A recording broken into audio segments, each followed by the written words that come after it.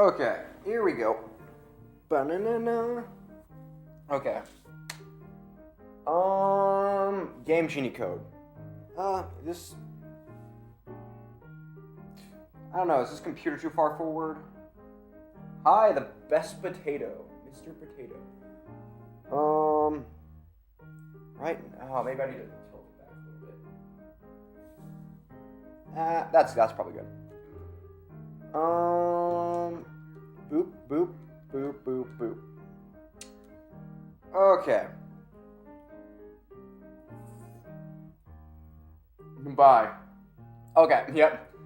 There he goes. Okay, he makes sure he stays in for at least a couple minutes every day.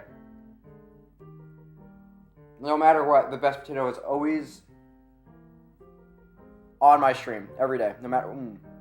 Is this lighting good? I don't know. It's fine. It's fine. Okay. 19 starts, I guess. Okay, hopefully we can play better than this. Not okay. Well,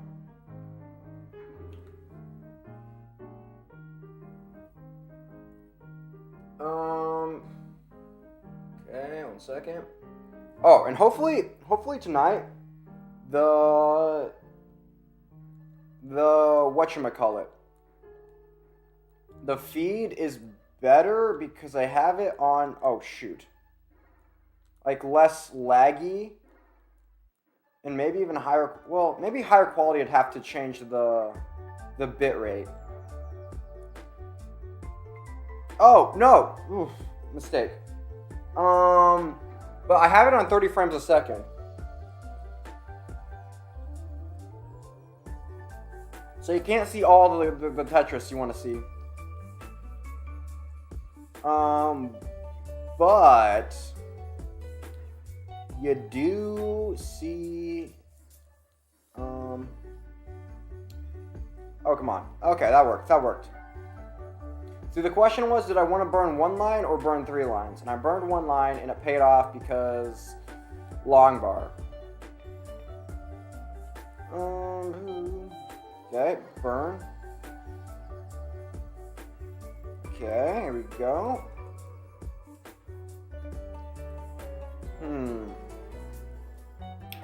That is really not good.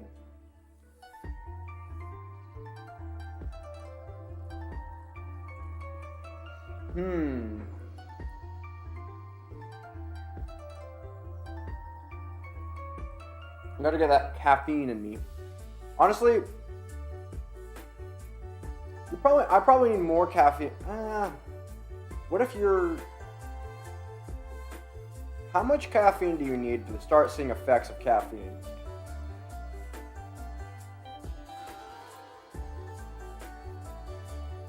Oh, that's... Okay, I'm fine.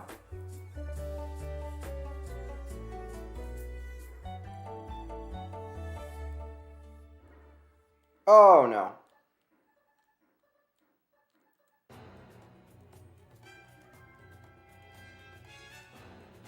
Never mind. Okay, did I put shuffle on? No, the shuffle's not on. Okay, that's why. Because I recently added a bunch of like One Piece songs to, like, remixes to the playlist, and I was like, they're playing them all in a row. So it was the whatchamacallit, the shuffle was off.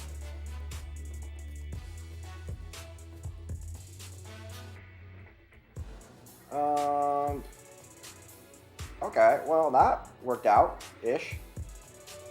And that did not work out. But it might. Oof. Oofda. Okay, back. Yeah, okay. Oof. No. That's... Okay, well, I haven't played it any good... You haven't missed much.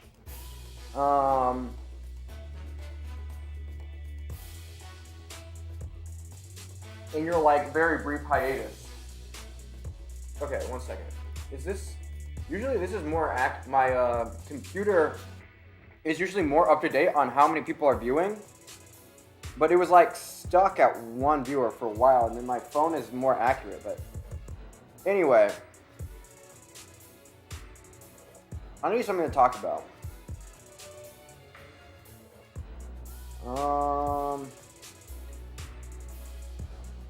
What are the things I saw today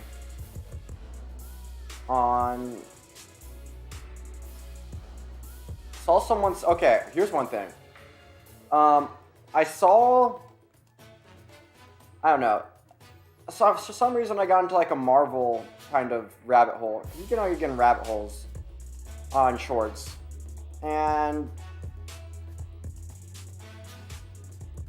there's a bunch of people basically praising Thanos is like one of the best villains ever. When Thanos is like a terrible villain. I could name like probably 10 villains off the top of my head that are like 1,000 times better than Thanos. Oh, wait. Talk about the social standing of the island. See, you have to have knowledge about something. The island of Tuluvalu or Tuluvalu? No. Don't make me mispronounce things. Don't make me say words I can't pronounce. Because when I can't pronounce a word, my brain shuts down and I really can't pronounce it. Like my brain goes out the window. It'll just be like, yeah. Oh, you can't pronounce this? I can't pronounce this. I'm out of here. Nope. And then I'm sitting here like trying to figure out how to pronounce a word, and I can't even like sound it. I won't even be able to sound it out. My brain will go blank. Oh, shoot. Okay, I still got this. Well, maybe I don't. Oh, that's really bad. That was really bad. Okay. Okay. Just focus on the Tetris for like 2 seconds. I just need one good game. 2. Okay, wait. You're gonna... Tuvalu. Yeah, okay, I think I said that at least one of the times. Right? I said Tuvalu at least once. Oh, come on. That was not a focus on Tetris game. I definitely said Tuvalu once.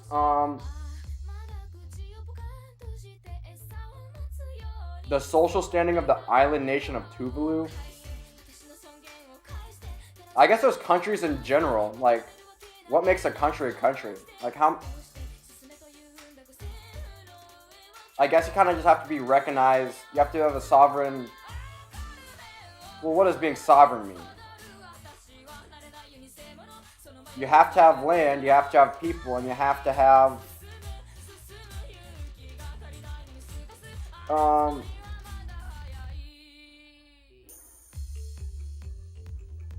Can you speedrun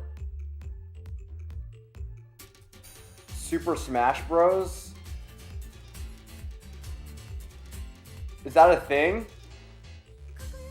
Honestly, I feel like, aren't the story modes like kind of boring though? Like the adventure things?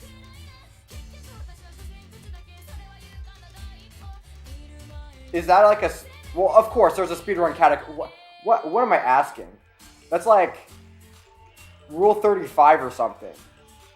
For every video game, there's a if it exists, there exists a speedrun of it. Oh, Super Mario Bros. Oh, why did I think... I was reading out the Super Mario Bros. 1. I could try. I have like a... But I'd be terrible at it. I don't know if... Do you want to watch someone that's like terrible at Super Mario Bros. Like attempt to speedrun it? Like I know a few of the tricks. I know like the skips. I know the major skips, I think. Wait, it's been a while since I've watched speedrunning videos. Like I've watched speedrunning videos. And I've seen skips, but and I've beat the game. But No, I know what? That is not Rule 35. No, okay, I was making a joke. I was making a bad joke. Okay. No, is there actually a thing for, okay, is Rule 35 like a thing that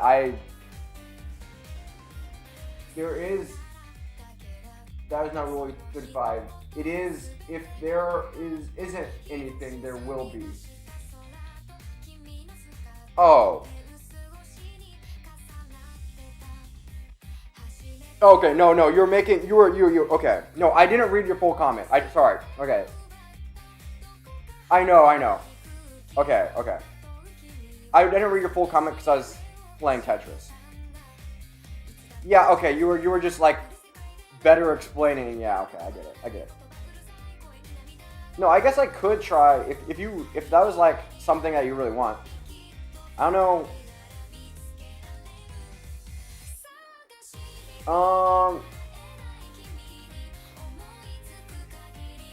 Yeah, I have like a cartridge that has like a bunch of NES games. It's like one of those like 150 in one. It has like 150 different Smash games. I'm not Smash. What am I talking about? NES games.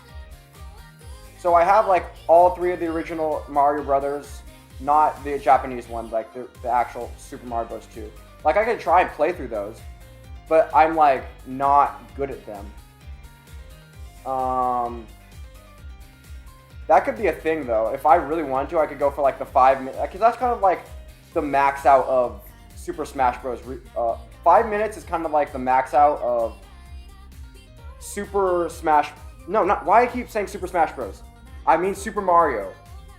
Super Mario speedruns like okay. Focus on one. I need to get one game of Tetris. Here, 1 second. I'm gonna get over 100,000. I'm gonna not talk for this entire time. Here we go. I just need, because all you need is 4 Tetrises to get over 100,000, and I need at least. Okay, well.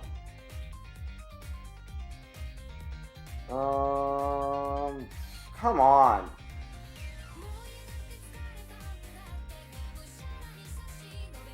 Oh, shoot, okay. I could try that, I don't know, but would you want to see me just failing? Because I feel like that's boring to watch, right? Like, did you know?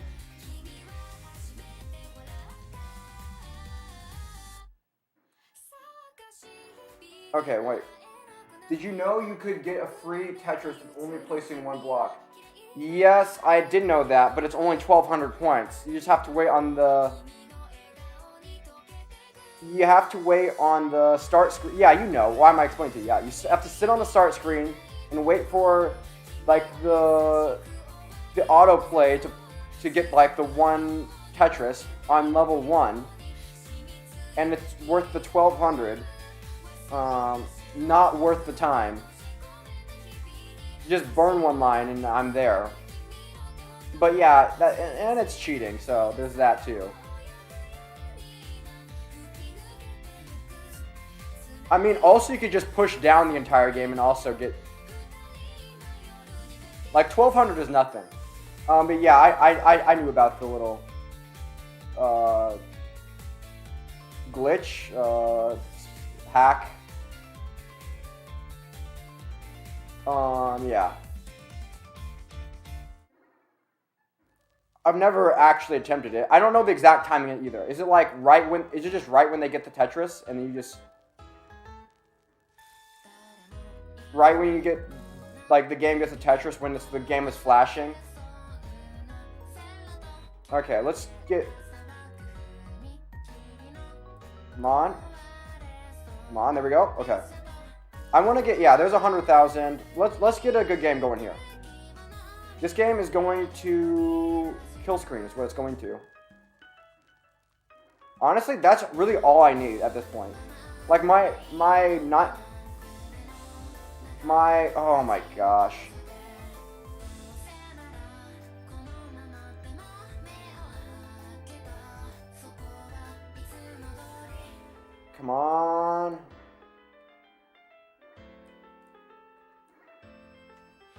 No! Oh, so close. I was so close.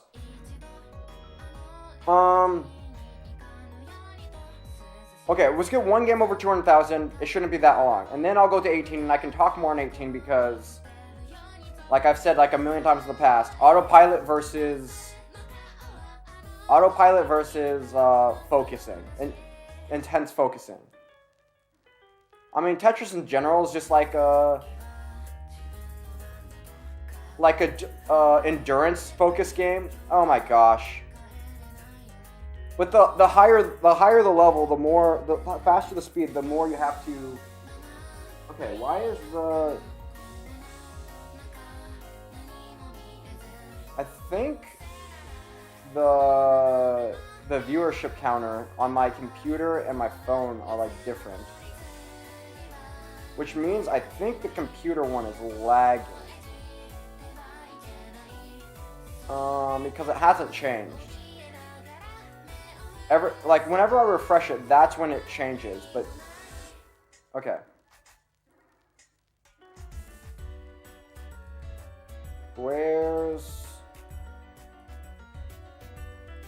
Okay. So I should just be able to get 200,000, no problem. And then if I get 200,000, you might as well get a PB.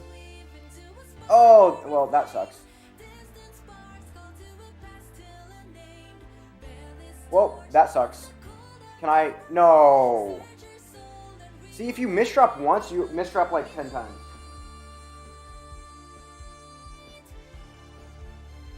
And you wouldn't be placing one block.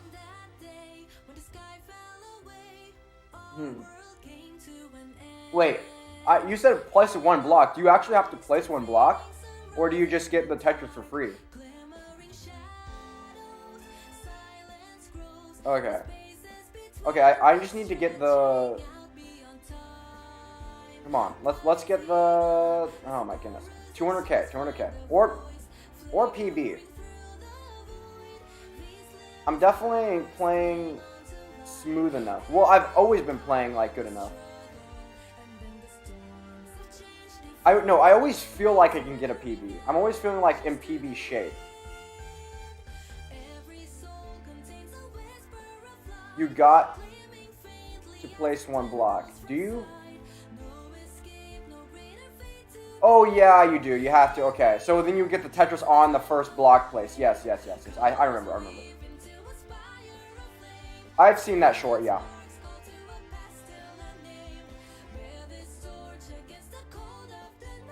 Oh no. Oh shoot. Okay, I'm playing. Okay. Focus. Come on, whoops.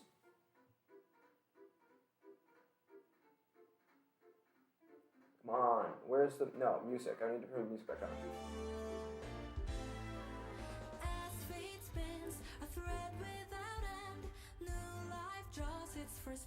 on. Okay. No, I paused. Well, it doesn't matter. I'm not going for a PB. Well, yes, I am going for a PB.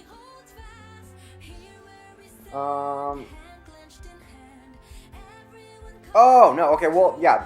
I paused it, so I had to top out. Okay. Come on, just give me the good... Okay, my computer is not telling me the correct viewer count. This is totally fine, because it should be irrelevant, but... Oh, no, okay, come on. But the comments are working. Also, yeah, I fixed the... Hopefully the compute... Like, you know the lagging that was happening yesterday on the stream? The stream was, like, lagging a bit. I changed the frame rate down from 60 to 30. So, theoretically, there should be, like, half as much... Like, the computer should be, like, twice as fast now. Oh, come on. What is... Okay, this is not working out for me. Anyway, okay. Let's just go to 18 because 19 is not working for me tonight. Now I can talk about things because... I don't know. Autopilot mode. Okay, I guess I could talk about... I haven't done the nothing exists philosophy thing in a while. But that's kind of boring. Unless it's not. Well, it's boring because I'm probably bad at explaining it. There's also the okay, Avengers. Everyone loves Avengers, which is why I'm gonna totally trash on it because it sucks. Overrated. Overrated. Avengers is overrated. Okay, oof. At least the MCU is overrated. Well, it's gotten. I don't know, because do people still really like the MCU? Like the MCU is like a big thing around. Okay, at least I know Endgame being a terrible movie is oh, that was not. I thought that was a Tetris. Okay, I have some unpopular opinions about the MCU. Like Endgame is a terrible movie. Like all it had was some fan service is all it had. The only thing it had going for it was some fan service. It's definitely gotten worse. Yeah, I think that's the consensus. I think people the TV shows were kind of rushed a little bit. And then I think people have kind of been yeah, they kind of given up on it a little bit. So now but I think people still thought Endgame was good, right? I think people still really enjoyed Endgame. I thought that was that was the first sign of the MCU aging. It was Endgame being total fan service. It was nothing but fan service. There was nothing Thanos. Well, Thanos was a worse villain than he already was, and I don't think Thanos people were thinking Thanos is a great villain. Thanos was not that good of a villain to begin with. Oh shoot. Come on. If I survive this.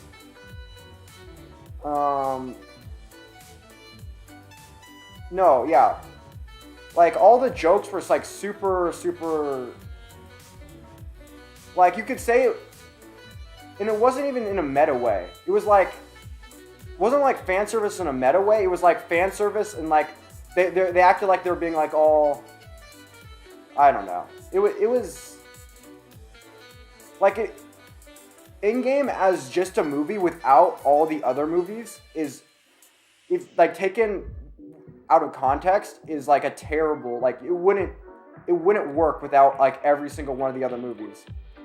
The Captain America catching the hammer, probably one of the best moments of the film.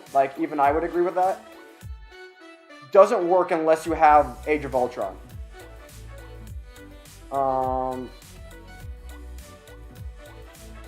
Okay, here we go. Come on. Where's the long bar? Is this the same game? This has been a long game, hasn't it? Oh, well now it's done. Since Endgame.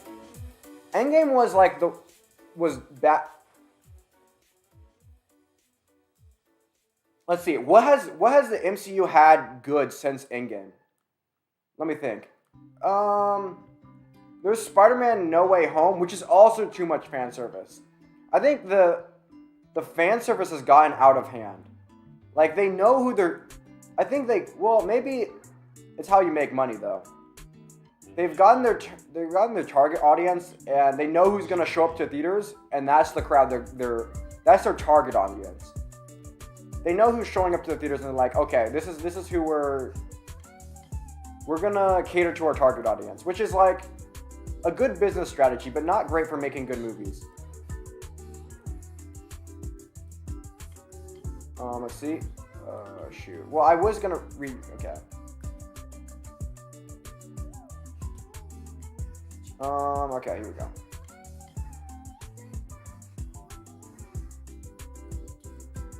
Okay, 1 second.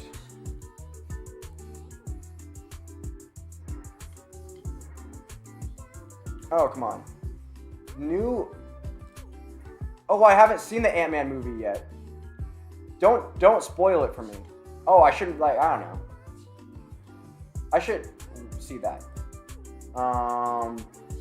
Yeah, but I haven't seen it yet. Quantumania. Did it make... See, a problem with a lot of the new... Like, Loki and... Like, Loki could have been really... Was kind of really good, except for... Like, the world building they were doing right there. Which kind of... Makes me doubtful for the future of the MCU.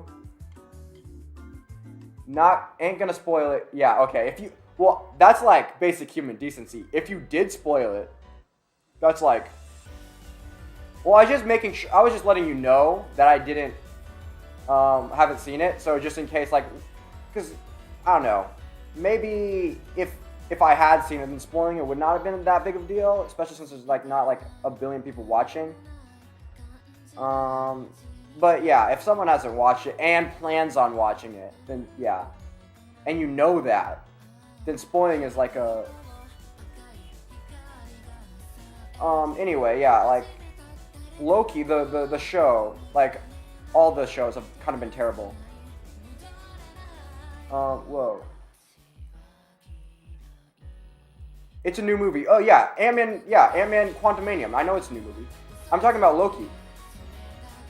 Like the show, like the kind of, they did a lot of world building in Loki. They did like a lot of, like with the, what was the thing called? The organization.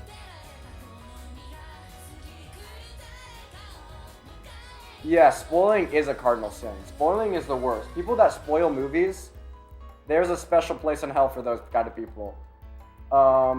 Jokes. Yeah. But for real, like, don't ever spoil movies. Like, just be a decent human.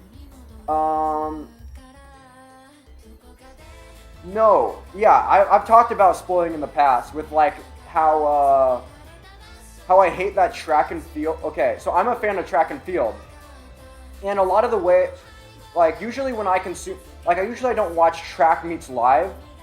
I usually sometimes flow track. Well, usually I watch replays on YouTube of like races that just happened, and the thing about people that repost track and field races on YouTube is they put the result of the race in the title.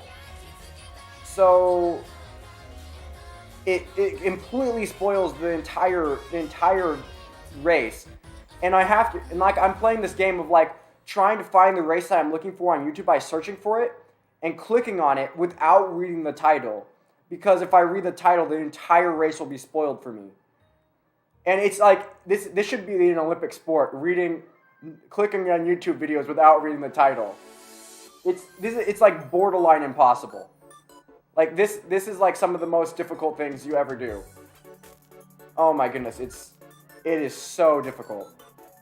Anyway, MCU. Like, I know their whole thing is like, what's his face? Not Khan. Why am I thinking Khan?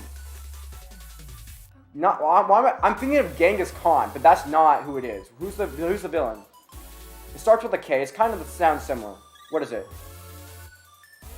Why am I thinking Genghis Khan? It's not Genghis Khan. Who's the villain in Quantumania? I know who it is. I'm just not. That's not spoiling anything for me. I know who it is. It's the King the Conqueror, not Khan. Okay, let's play some Tetris here. This is not a great PB. I mean, where's the... Okay, here we go. Come on. Oh, come on.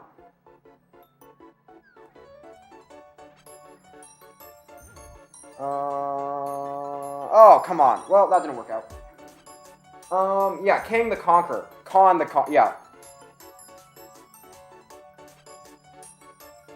I know they're setting that up, like, they had, like, the man at the end of time or whatever. Like, one of his variants. But the whole thing with variants and the what was the organization? Like it does obviously doesn't make sense logically. I'm not gonna deconstruct it here. I think Kang could be like potentially an amazing villain. Like no, don't spoil Quantumanium for me. I know he's the villain in there. I think, right? Also, another thing about Marvel, like being a Marvel fan, you get the movies spoiled before you go to them. Like, how do I know that Kang is already Kang the Conqueror is the fact that I know he's the villain, not even paying that much attention to, like, I'm not a hardcore Marvel fan. I am like a casual fan that occasionally watches YouTube videos on it.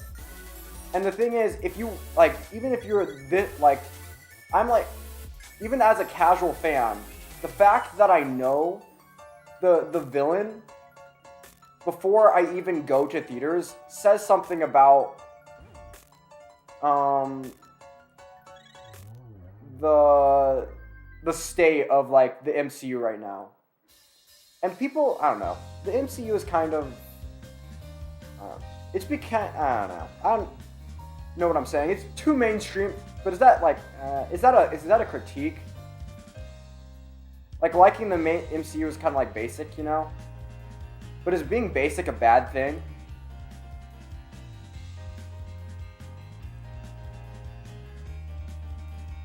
Someone spoiled Iron Man's death, sad face, for you or for like the general public? You knew, yeah, that kind of sucks. Oh, shoot. Iron Man's death was not, I don't know. I don't think it was very, very good. It didn't work very well for me. Like, okay, that's another critique of Endgame. It was like, kind of, what, I don't know.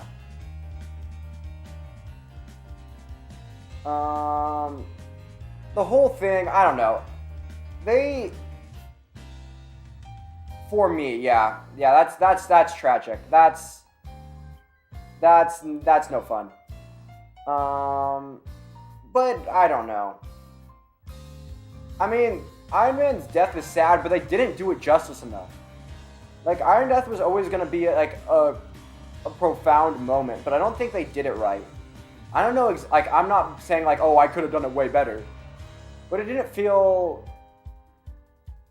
I don't know. That impactful to me. It is like, why was it like, are you serious? This is seriously the only way things could have gone. That, like, 1 in 14 million. Oh, I know the number, by the way. I feel so smart. 14,605,000, which seems a weird number to have. Like, why? What?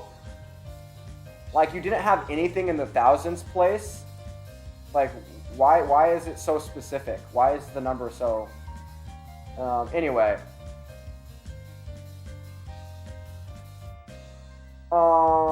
I know the number, but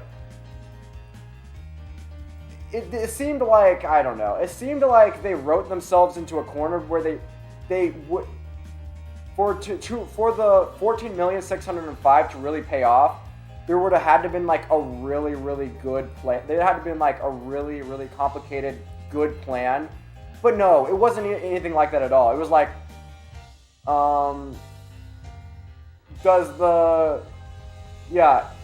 Iron Man just plays the Uno reverse, swaps the stones from like right off of the Infinity Gauntlet. He just like yoinks those right off the Infinity Gauntlet and snaps his finger. Like, it seems there was like a lot of different ways that scenario could have gone. Like, there's a lot of other people that could do that. There was a lot of, I don't know. It seems like they kind of got lazy in the writing for Endgame. They kind of just did a bunch of fan service and then then forgot to write a really good story. And they were like, they just stuffed that movie full of fan service to the point where it was like overflowing. It was like 3 hours long. And then they were just like, yeah, well, stories, who cares about those? And then time travel, yeah, never a good.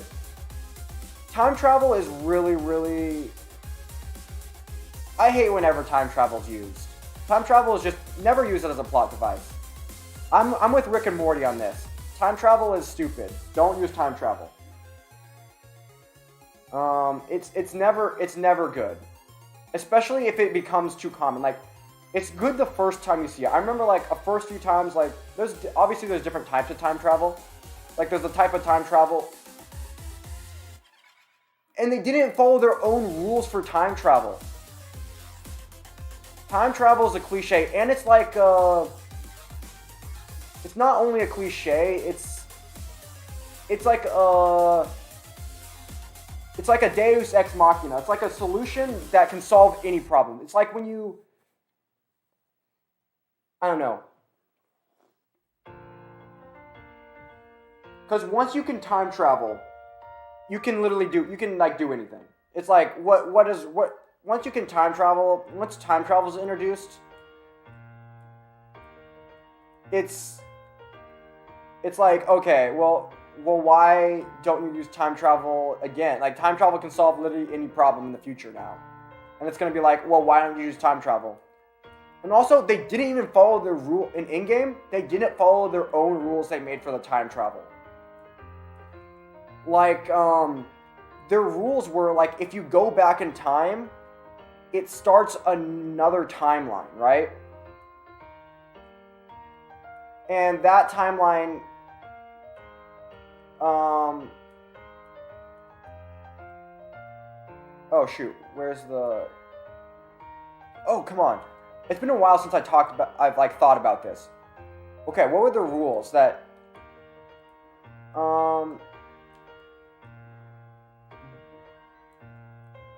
the reason that their time travel does not affect the present is because when you go back in time, you create alternate timelines, right? And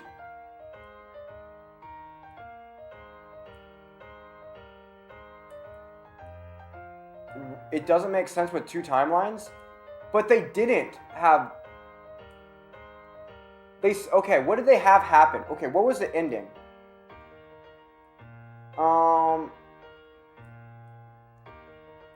Wait, okay. I know this doesn't make sense. I'm just trying to figure out how it doesn't make sense. What they do is they have it with two timelines, but then, why does it not make sense? Maybe it's because of what happens in. Is it just because of what happens in Loki, or does it not make sense otherwise? Maybe it doesn't make sense because of Loki.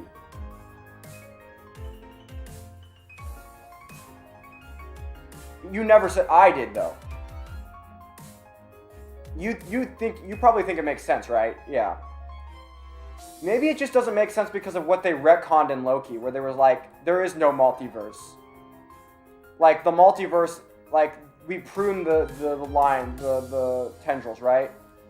And what the Avengers did was supposed to happen. I think that might be a reason why it doesn't make sense. But I feel like there's a reason in the in-game movie. Let me think. When they go back, well, they do end up making a bunch of timelines, right? Oh, Steve Rogers doesn't make sense, right? Like when Steve goes back in time, how does he get back? He lives an old life and then somehow gets back to the timeline where he was originally from. Like, that doesn't make any sense, right? Unless he used.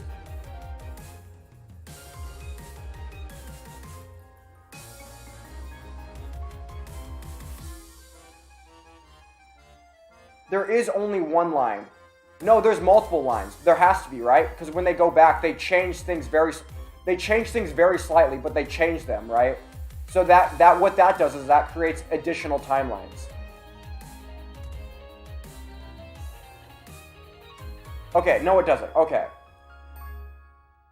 Right? So the reason that going back in time doesn't change the present is because it creates additional timelines, right?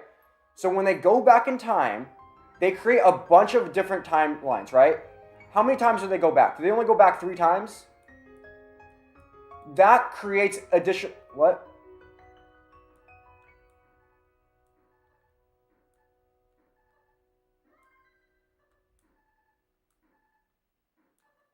No, but there's... So, he aged up, but he was living in a different timeline, right? Okay, so maybe I need to draw a picture. I'm going to draw a picture. Well, after this game, I'll draw a picture. To show you why it doesn't make sense. There is only one timeline. No, there isn't, because the Avengers go back and they make more timelines. By going back in time, they create more timelines. Like, those timelines might be similar, but they are different. They might be extremely similar, but they are different, so they are different timelines.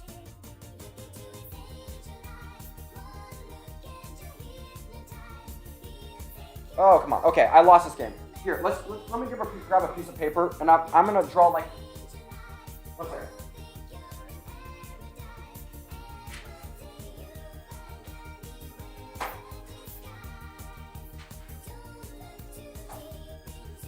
Okay.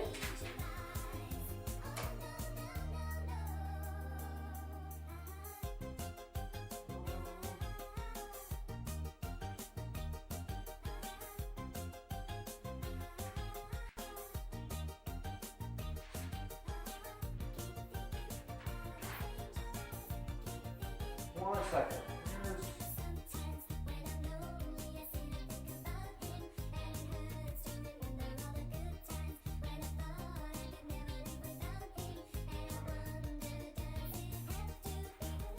Okay, here we go. They just basically copy and paste, take a moment from one place and copy it to another place. Okay, so here's what happens. I'm just gonna draw it right here. Come on.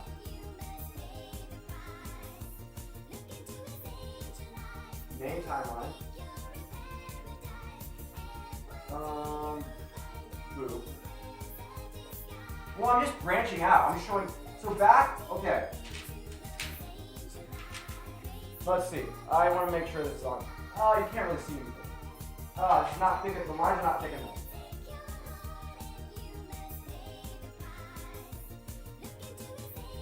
Okay. When they go here,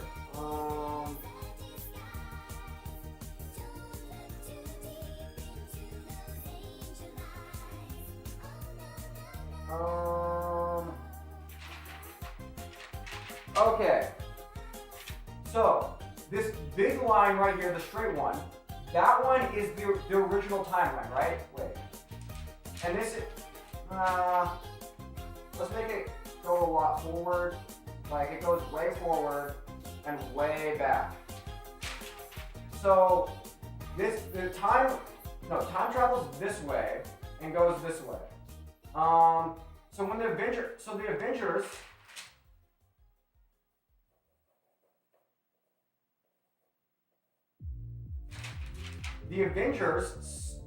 where this arrow is, and then they go back in time. And when they go back in time, they create new timelines. So when Steve goes back, he stays in one of these timelines, and then he somehow ends up back here at the start, after he goes back and lives. So Steve goes back into one of these timelines, which is basically identical, but slightly different than the original timeline. He goes back in this one, and then he lives his life in this timeline, and he somehow ends up back right here. That doesn't make any sense at all.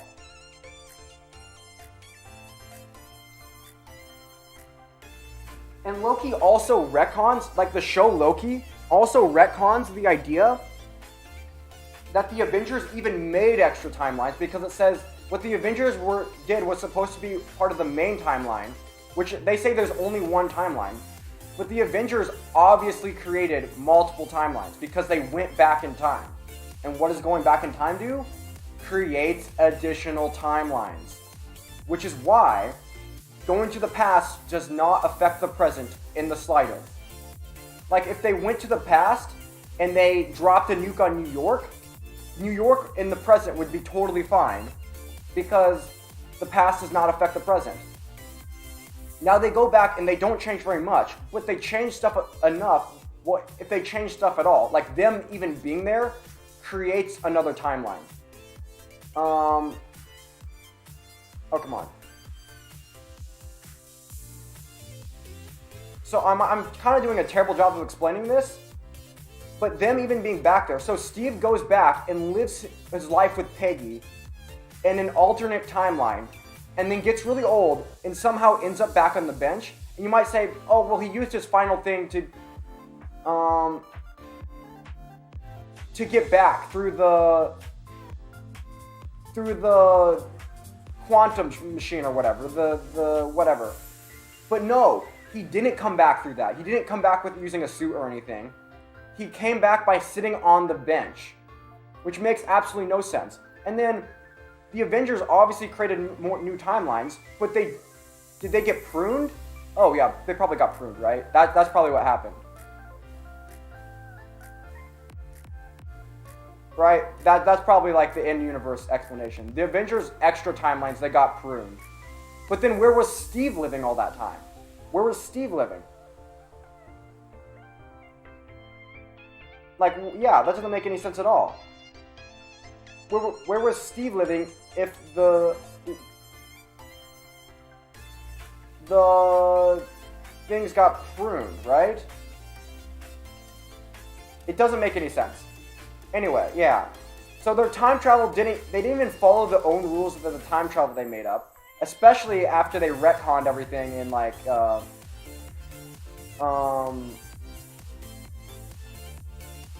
retcon. Retcon is the wrong word. They destroyed their concept of time travel like even more. Like whenever you time travel, like Loki didn't even time travel. He just did something not according to plan. Like apparently there should be infinite like breaks in the timeline. I don't know why every choice doesn't break the timeline. Like well, then we get into the concept of free will and time travel. Ooh, that's interesting. Interesting. Is because that makes free will kind of seem like luck, right? So here's an argument against free will. A very interesting one. It's an argument from luck. So, well, kind of. That's a deceiving name, but it is kind of an argument from luck. So basically, I mean, we're already accepting determinism, which is saying that, no, we're not. No, okay, let's scratch that. No, not just accepting determinism yet. But basically, if you go back in time to basically the last choice you made, like I could have chose to play Super Mario Bros. When you asked me to, or I could have continued to play Tetris and be terrible at it. So those, like, let's say those were my two choices. Of course, I had like infinitely many choices, but let's just say I had like two because for the simplicity's sake. I chose to continue playing Tetris. Now, is there a possible world in which I go back and I start and I play Super Mario Bros. Instead? Is that possible? And the argument from luck would say, well, no. Is that possible if I chose that by my own free will? I'm going to need my own piece of paper now. Okay. I think I did a pretty bad job of explaining that. That was a pretty rough sketch, honestly.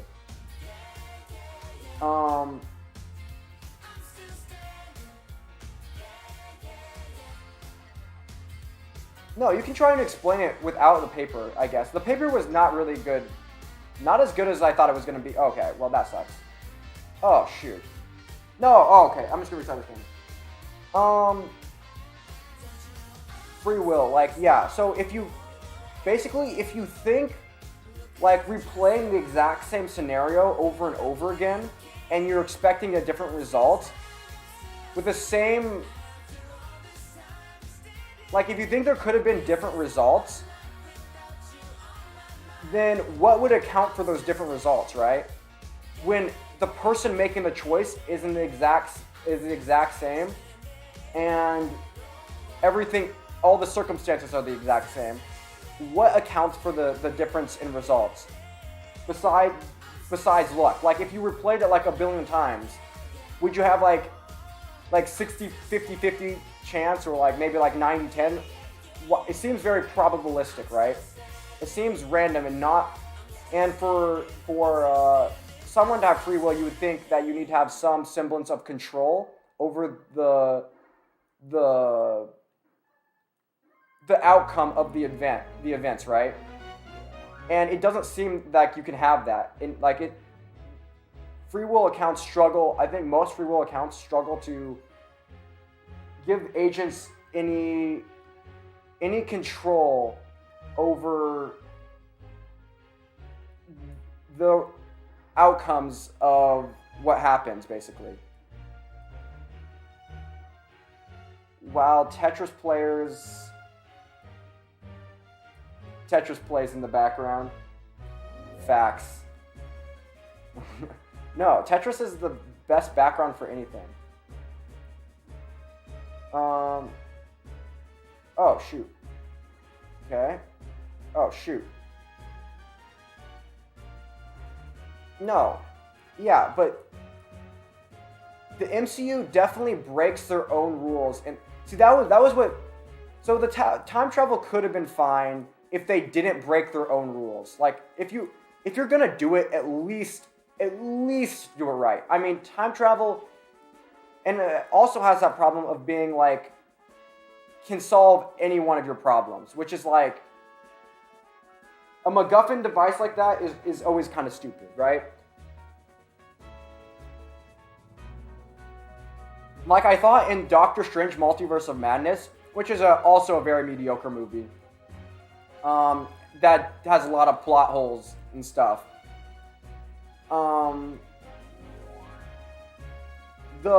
I thought that was going to be a major problem with that movie because they kind of had like the MacGuffin of this book. What was it? The book of what? It basically basically how they described it before it got destroyed was, it's a book that gives you unlimited power and anyone can do it, can basically can do whatever they want. Like they can like literally do anything. And I thought that was going to be a problem. I'm so glad that they destroyed that book. I'm so glad they destroyed that book. Because that would have made like a mediocre movie a terrible movie.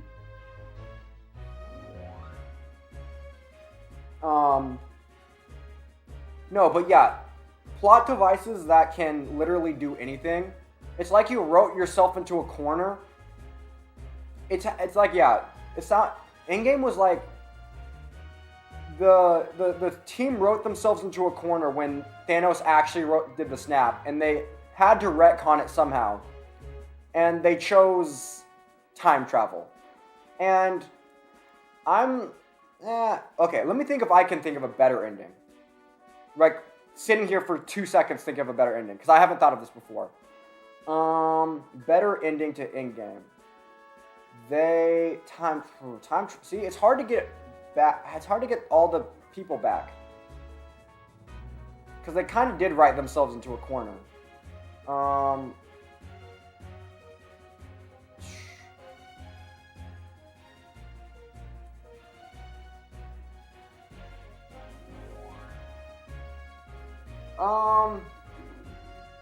I'm just saying, if you keep mouthing Marvel, the nerds and geeks will dox you, and I personally think Marvel is mid, but the nerds want to suppress that. No, I think if you think Marvel is the MCU, you're a fake Marvel fan.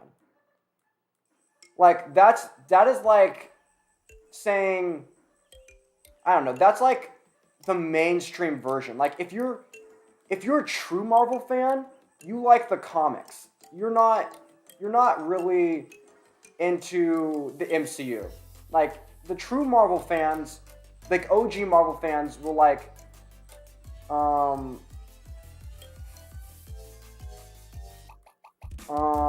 I don't know. Like, I read I didn't read very many comics when I was a kid, but I got some Spider-Man comics, and I really like those. No, but yeah, if you are an MCU fan, that is not a Marvel fan. Like, that's just, you're a fan, like, saying you're an MCU fan is, like, so cliche. That's like, everyone's a Marvel fan. That's like, those are some of the highest grossing movies of all time. You can't get much more basic than being a Marvel fan. That's like saying, I'm trying to think of a good, like, funny comparison.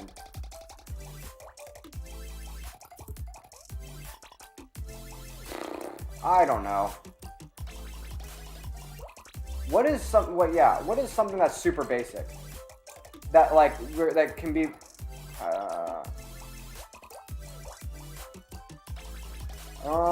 I need to, oh my goodness, me not being able to think of like I'm like super mad at myself for not being able to figure out an example. Like, I know there's like a billion of them.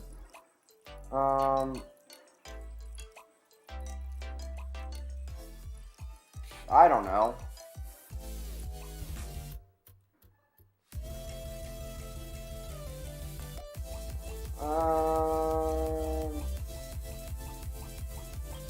Okay, read it. Yeah, anyway. Marvel started out good, but when it started out, it wasn't as popular, right?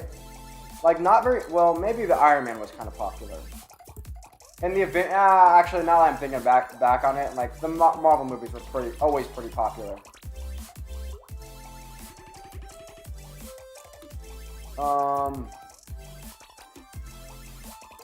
But, okay, yeah, but being like, saying I'm a Marvel fan and then being like, I watch the MCU movies and then consume no other Marvel content is like, that's not a Marvel fan. You're not a Marvel fan at that point. You're like, you just know the things that everyone else in the culture knows. Like, I bet, I'm willing to bet that if someone, like, true Marvel fans think that,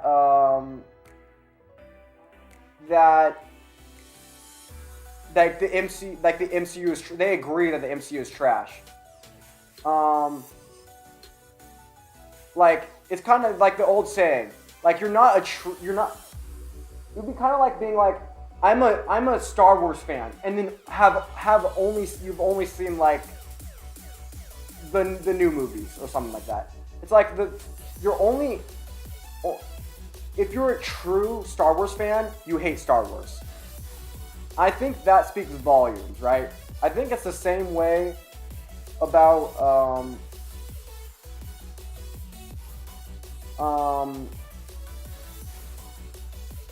the same way about the MCU. If you're a true Marvel fan, you hate the MCU. Like, the MCU is kind of, I don't know, it's kind of too mainstream, right? It's too normie. You gotta get that deep cut stuff. The comic books and, like, TV shows, I don't know. But the MCU is not, I don't know, it's too mainstream, right? Like, liking Deadpool? Okay, I'm down with that. That's like, that part of the MCU? I thought, well, it's kind of the multiverse, which is like, is that really part of the MCU? Not really.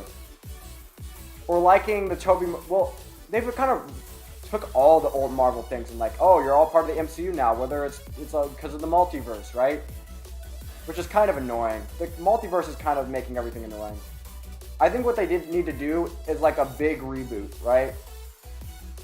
Where they keep some of the things that work and then they just like kill everything else and just restart Marvel.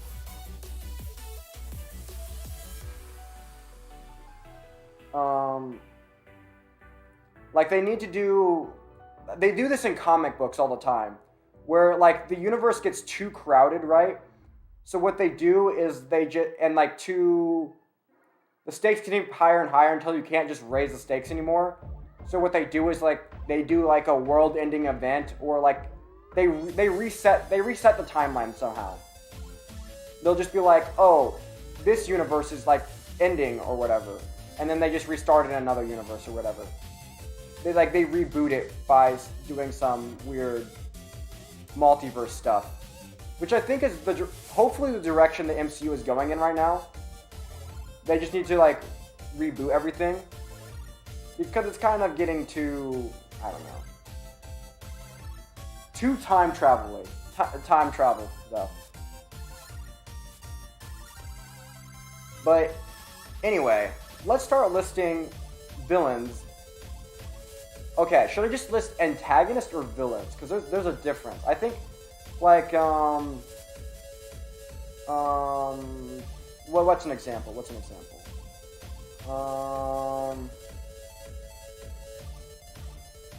Come on. Oh, come on. Gotta go. I will explain later. Okay, you get back and explain to me why how the time travel works, because I think it does not work at all. Well, it could work. Like, okay, so there's multiple types of time travel, right? Like you have like Harry Potter time travel. Well, basically none of them make sense. All of them have their problems. All of them have their paradoxes. So you have the only time travel that makes any scientific sense or like logical sense is like time travel from Interstellar, where they get really the gravity affects how you move through time and you move faster relative to other people. Like that's the only time travel that actually works. Any other time travel doesn't work if you think about it too hard. Maybe creating other timelines might work, right? Does it work? Like if you go back in time and you create oh shoot.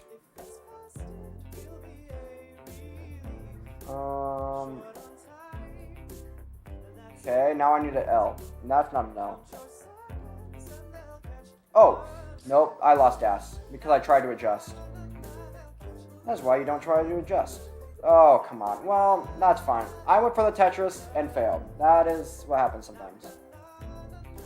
No, but the MCU could have made their time travel work. It's just they didn't.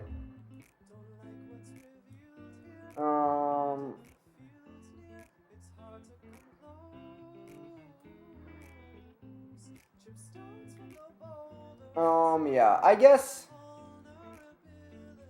multiverse time travel works, I guess, because you're not really time traveling, you're just hopping between it's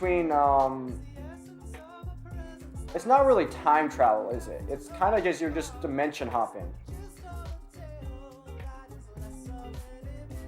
You're not really time traveling. You're just dimension hopping.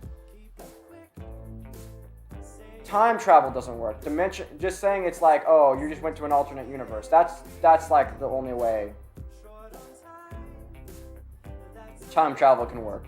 Like you can have Harry Potter time travel where it's, or what are things like Brandon Mule does this a lot in his books, where the time travel, you go back in time and it doesn't change anything. Like everything you did in the past already happened.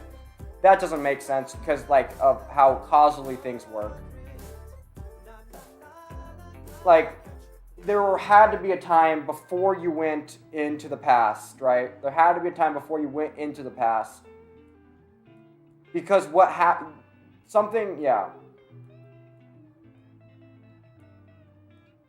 Like, there had to be a time where you went through the timeline before you time traveled. Because of how time flows. Or maybe that's just me not accepting the B theory of time, which I don't agree with, but apparently a lot of people tend to agree with. But those people are not... It doesn't make any logical sense. Scientists are stupid, right? Scientists don't know what they're talking about.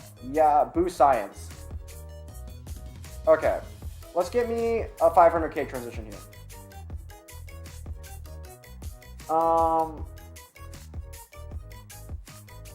Yeah, just in general, don't use time travel as a... don't use time travel as a plot device, because if you use it, then it's either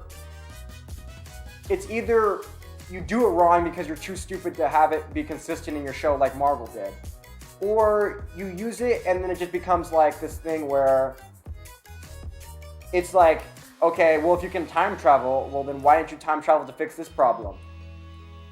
Like, just go back and get some more Infinity Stones, right? That becomes like the thing, right? Like, why don't you just go back and grab some more Infinity Stones? You can always do that, all the time, right? You just go back, grab some more Infinity Stones to solve any one of your problems, ever. And the Infinity Stones are also a terrible plot device because they're kind of like magic wish. Yeah, wishing plot devices are never good. This is one of my critiques against the Puss in Boots movie too. Like, wishing, having an unlimited power, like, plot device is always stupid. Like, it's always a big no-no. Having this, like, sort of thing that, because you either know that the characters are never going to use it, they're never going to be able to use it, or they're going to use it and they're not going to use it to its full potential. You can always be like, okay, well, why didn't they do this? It's always going to be a plot hole. Like, no matter what you do, it's always going to not work. It's always going to be unsatisfying. Just don't use unlimited power device.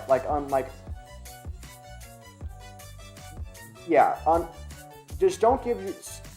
It's also why I think Superman doesn't work as a superhero. Because he's either too powerful or not powerful enough. Because he's too powerful and not powerful enough at the same time. Because he has kryptonite, and if anyone has kryptonite, he's too easy to beat. Like, it's too easy to beat Superman. But if you don't have kryptonite, then he's unbeatable. So either way, the fights are boring because he's either impossible to beat or too easy to beat. So, like, yeah. Superman as a character is kind of dumb. You need characters that are more, really, really, maybe really hard to beat, but they can still be defeated, which is why when you have a powerful, I don't know. What's a good character? I don't know. Iron Man. And they also have to be self-made, right? They can't be... It's also why I don't like Captain Marvel, because she's too powerful. And Thor is also a little too powerful, because he can never lose, right? Except when he loses to Hela. Which is why Thor Ragnarok is kind of a good movie, because Thor is, kind of beaten, right? He can't beat Hela. So he has to sacrifice. He has to go through, he has to sacrifice Asgard for the sake of Asgard, right?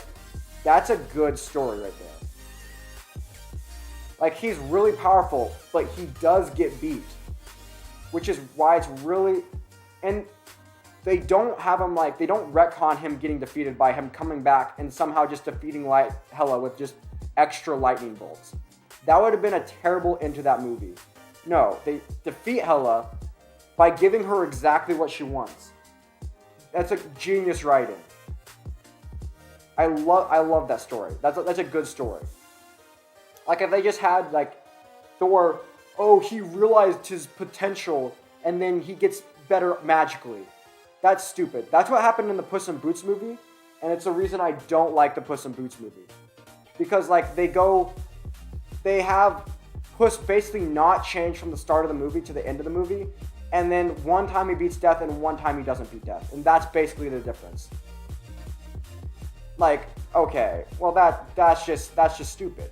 Like, that's not good storytelling. And people are like, oh, the Puss in Boots movie, the best movie ever created in the history of movies. No, it wasn't. It was a mediocre children's movie at best.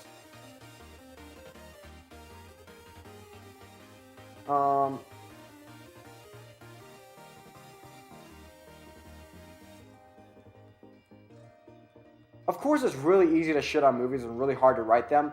Like, I'm not, like, the writers of these movies, it's hard to write movies. Like, it's really hard to get it right, which is why when you do get it right, it's really special. But, yeah. Oh, come on. This pace, oh, it's actually not that bad. Come on. Okay.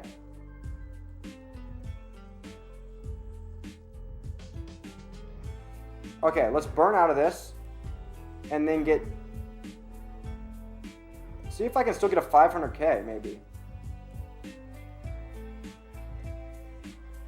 Okay. Well, this is happening. Like, I thought this must have been a really good pace, and I just really screwed it up.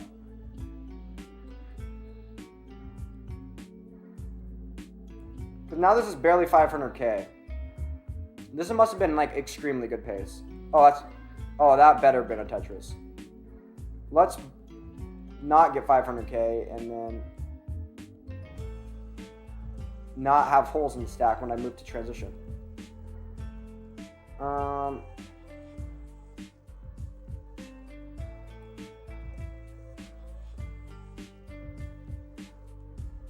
Okay.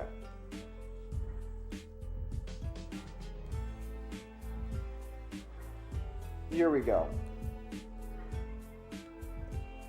That was a misdrop, but it was actually, the misdrop was actually helped my stack. It actually was like an adjustment, basically.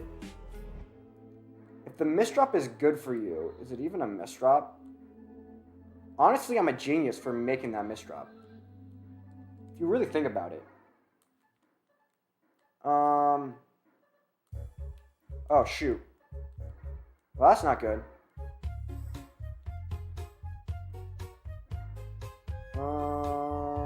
Okay, here we go. If I want a PB here, I really need to turn on the gas. Turn on... I need to start cooking. Let me cook. Let me cook. Oh, come on. Here we go. Here we go. There's a little bit of gas. There. Now we're cooking. Now we're cooking with gas. Oh, shoot. Well, that's not good.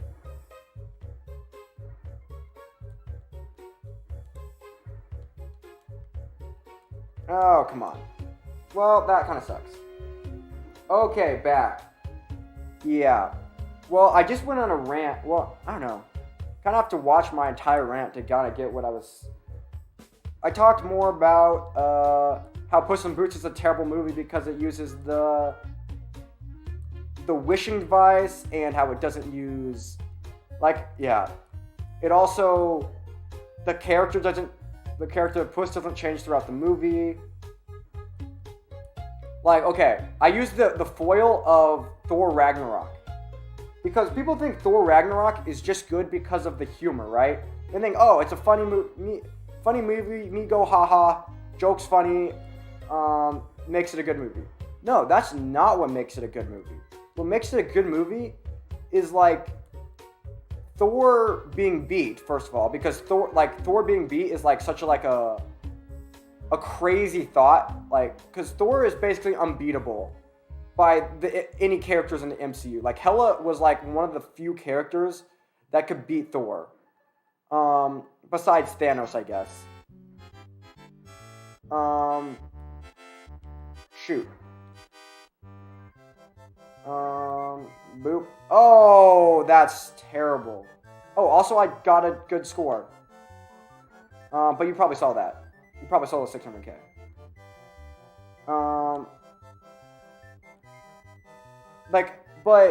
So when Thor actually gets beat, like a terrible way to go about that movie would be to Thor to go, like, learn something off somewhere, learn some lesson, like, oh, your power doesn't come from your hammer or whatever. It comes from you being special or whatever. No. Or it comes from lightning, and then him going back and beating Hela. If he went back and beat Hela, that would have been a terrible movie. Because basically he did nothing. He just gets better somehow. Magically gets better over, like, in an instant. And then goes and beats Hela. That would have been a terrible result. That's basically what happened in the Puss in Boots movie. No, what happened in the Thor Ragnarok is Thor had to sacrifice Asgard to save Asgard from Hela. He had to give Hela what she wanted. He had to really sacrifice, and he had to come to know that, like, Asgard is a people, not a place, right? And that allowed him to sacrifice Asgard as, like, a planet or whatever. It's not, a planet has to be rounded or whatever, but I'm getting lightheaded from talking so much. Oh my gosh. Anyway, like, him having to sacrifice Asgard is what makes that movie good. Like, his self-sacrifice, him losing Odin, and, like, I think that's what, like, people thought, like, oh, Thor got funnier and that's what made him a better character. No, Thor got more deep. Thor became a darker character. Like, he lost a lot. He lost Asgard, he lost his father, he lost his mother. Like, that's what makes Thor a compelling character. Especially when foiled with Loki, like, Loki started out more mature almost, kind of. I don't know, more realistic, I guess. And then he dealt with the loss worse. He dealt with the loss in a negative way. While Thor dealt with it at first very negatively, but then later more nobly. Oh, come on. Oh my gosh, I need to play better Tetris. Probably need to stop talking for like 2 seconds so I can not, like, pass out. I'm not gonna pass out, but still. I think the talking is starting to affect, because I'm not breathing. I'm not taking a breath in between, like, what I'm talking. Okay, I'm gonna take off my hoodie.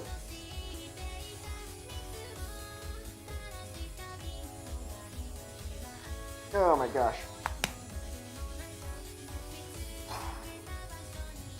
Here we go. Hammer the grammar.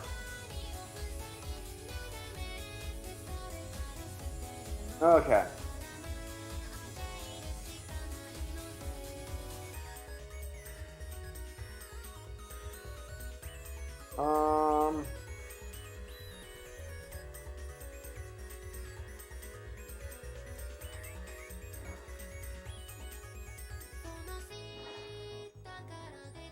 I might make a video. I might make a video explaining time travel later. That might be interesting to watch. I think time travel. Okay, my opinion on time travel: terrible plot device. Never use it as a plot device, because either what the people making the movie do. Okay, I need to focus on the Tetris a little bit more. But what people making the movie do is either they screw up majorly and they don't make a consistent form of time travel. Like, because there's obviously a ton of different versions of time travel, right? So either what they do is they either screw it up logically, or it's like, as a plot device, it just becomes too Deus Ex Machina. Like, it solves literally all problems, like, any characters could ever have. Which is not a good plot device to have, right? It's kind of like, oh, solve all your problems in your back pocket. Like, never take away any stakes that could ever happen. Like, Oh, all the Avengers die? Well, guess what? We'll just go back in time and grab some more Infinity Stones. Because that we can do that now. Like, that's allowed. Oh, no! Should I restart this game? No, I got this. All I need is a line bar to fix this. And there it is. Okay.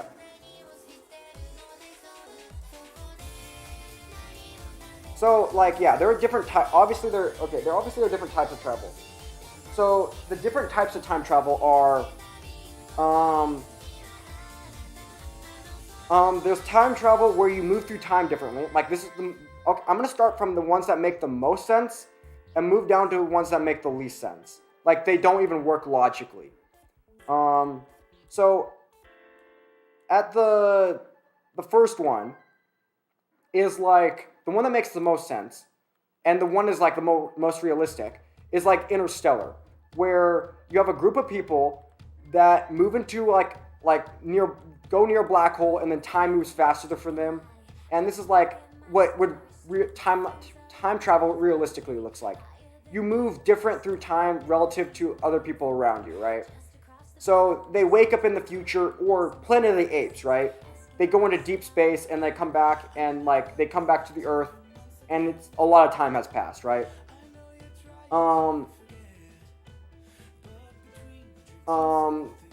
So that's like the most realistic form of time travel, and like it's obviously as a plot device, it's good in sci-fi movies. It's not as terrible as a plot device because it's not repeatable very easily, and you can only really go forward in time, unless you go faster than the speed of light, which is, the Flash's version of time travel. Not great. Then you have, the one that makes the next most sense is probably alternate timeline time travel. It's what they tried to do in Endgame. Tried and kind of failed. Where going back in time, all it does, you're not actually going back in time. You're just going back, you're just going to, or maybe you are going back in time. Let's say you're just going back in time, and what you're doing is whenever you do anything like going back in time, you're just making an alternate timeline. Which, yeah, sure, that's fine. But just make sure it doesn't affect the present at all, ever. Like, when you go back to your present, it doesn't affect the present ever. Like, when you're... Like, you can maybe, like, take objects from the past. Like, they take the Infinity Stones. But it doesn't affect your present, ever. And yeah, that's totally fine. That makes sense. Like, maybe you just go back in time to retrieve some objects that you want. Or maybe learn some information. But you can never affect your present. All you do is make, all you end up doing is making alternate timelines. And then maybe taking some stuff back with you. So yeah, that works, as long as you don't screw it up like they did in Avengers Endgame.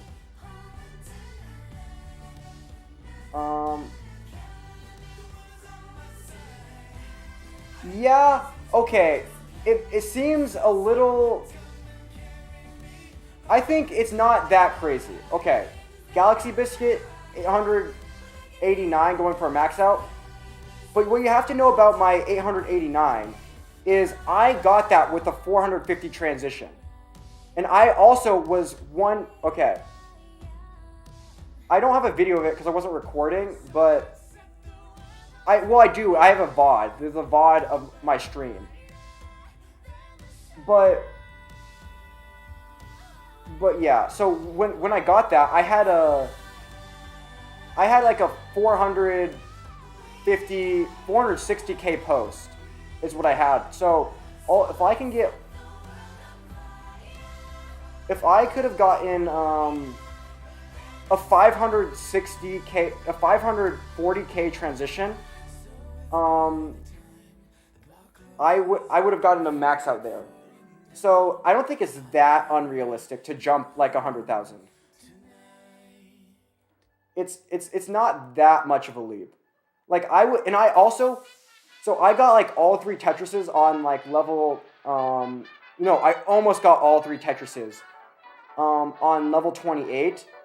I got, one Tetris going into level 28, the other 2 leading up to like, and then I was 1 line away from getting 1 more Tetris, so I could not burn. I mean, one line away from kill screen, so I couldn't burn. I held out for the long bar, and the second the long bar came, I built up just too high, but the long bar hangs on it gets hung because I built up too high, but it was barely too high. It was like 1 line too high. Oh, shoot. Okay, and I'm not playing particularly, the reason I'm not playing particularly well right now is I'm talking a lot. I think you kind of have to be silent for, oh, come on, see, well that sucks. That was not, okay, I wasn't paying attention to the transition. That should have been a better transition. Yeah, 800. Yeah, but I don't think it's that unrealistic. Anyway, back to types of time travel. Oh my goodness. Also, I'm kind of out of breath. Like, I'm not taking breaks to breathe. I'm just talking nonstop and not breathing, which is not great if you're trying to whatchamacallit. Oh shoot. Also, you kind of have to clickbait a little bit, right? Like, that's not that much of a clickbait. But if I was, like, saying going for 900k when I'm, like, 10k off of that, first off, 900k is not the same as Maxout. Maxout's way cooler to say. Like, I'm going for a Maxout. It's way cooler than saying I'm going for 900k. And second of all, I'm only 10k off of 900k. That's like, I'm not going for a 10k PB. And what am I going to say? Oh, I'm going for mid 900ks. No, I'm not going to say I'm going for mid 900ks. I'm going to say I'm going for a Maxout. Because that's what I'm actually going for. That's like the ultimate goal. Das Maxout. I should put Das Maxout too. Because that's better than just Maxout. I should change the title, yeah. Anyway. Types of time travel. Oh my goodness. I'm getting lightheaded from just like talking nonstop and not taking breaks to breathe. It's actually getting pretty bad. Time travel.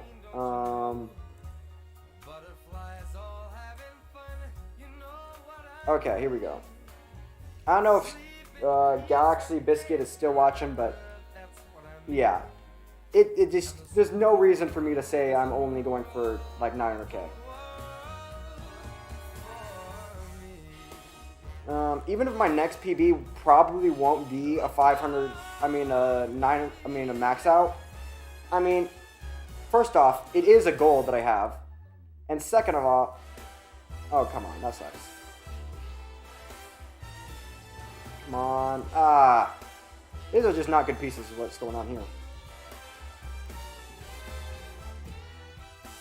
Unless you're just giving me a hard time, and I took that comment way too seriously, which is probably the case.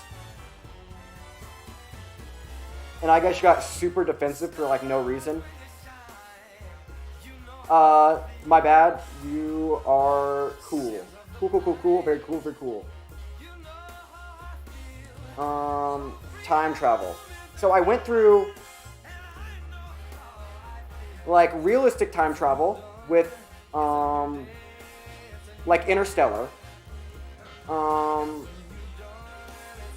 like logically consistent time travel like in the Avengers Endgame, except they screwed it up and then they didn't follow their own rules, which is just, okay, come on. If you're gonna make time travel, like, as a plot device, it's a terrible plot device, but at least make it consistent. At least don't, like, screw up, like, don't break your own rules. Then, what's the next best form of time travel? Maybe the, like, Harry Potter Time Turner, or, like, I guess Brandon Mule, like, Candy Shop Wars slash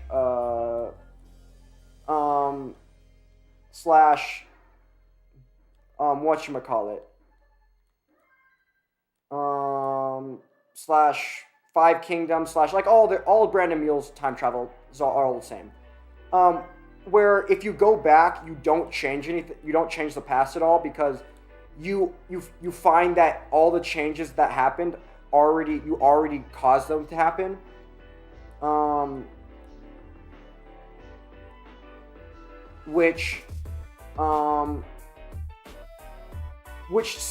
It seems to make logical sense if you don't think about it too hard, but if you start thinking about it hard enough, you realize, wait, this doesn't make any freaking sense at all. Because it creates things. It's like, where did the loop come from in the first place, right? If you make a loop, it's like, where did the loop come from in the first place? It's kind of like, so if you, like, Harry goes back in time and throws a rock, and Hermione throws a rock at,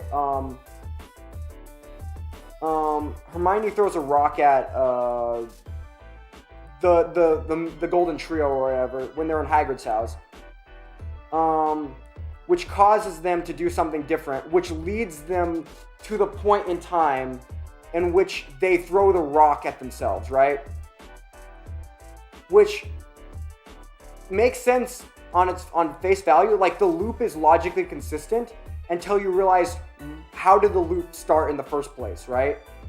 Because the first time they were in, like, they time traveled. The events of them time travel, it's like, okay, it's kind of like the old adage, like, you go back in time, you make a time machine. No, you find a book that tells you how to make a time machine, and then you go back in time to give the book to yourself that tells you how to make the time machine. Like, it's where did the knowledge about how to make a time machine come from? Like, where did it come from? It's the same problem, right? Because if you go back in time to throw the rock at yourself, like, where did the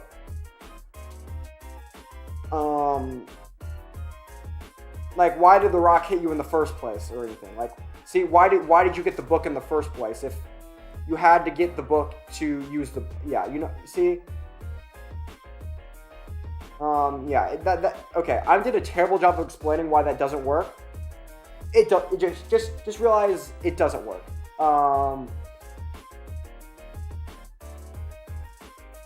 Okay, and then you have, like, time travel where, like, it's grandfather paradox time travel, where you go back in time and you can actually change things, which is, like, obviously some of the worst. It just leads to all the paradoxes, right? Like, it doesn't make sense at all. Like, if you think about it even for a second, it's just like, this doesn't make any freaking sense, because you go back and you change things, and then, like, you go back into a future that's, like, you should change the future so much that you wouldn't even exist. Like, any tiny change should butterfly effect so much that you would not even be able to go back in, like, yeah, it just doesn't make any sense. Just changing just being able to change the past is, like, such a paradox causing thing that it's terrible. It's a terrible version of time travel. What other versions of time? I can't think of any other versions of time travel off the top of my head, but if you can, tell them to me, and I'll tell you why they are terrible. And they don't make any sense. Oh my goodness. But I need to focus on not having a headache anymore. Because I'm getting really lightheaded. Whatever. That was gonna... Okay, let's start getting some actual points so I can maybe get like... Maybe a 500k? No, it's not 500k. This is not 500k-able. I burned too much. Oh, no. Yeah, well that... Okay, well that wasn't not gonna be that good. Oh my gosh.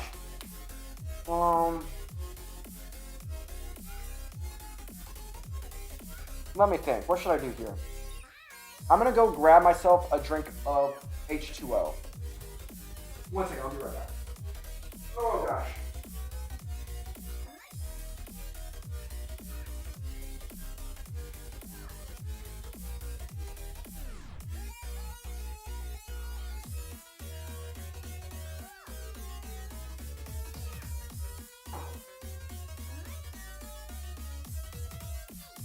And 1 second, I also have to go to the bathroom.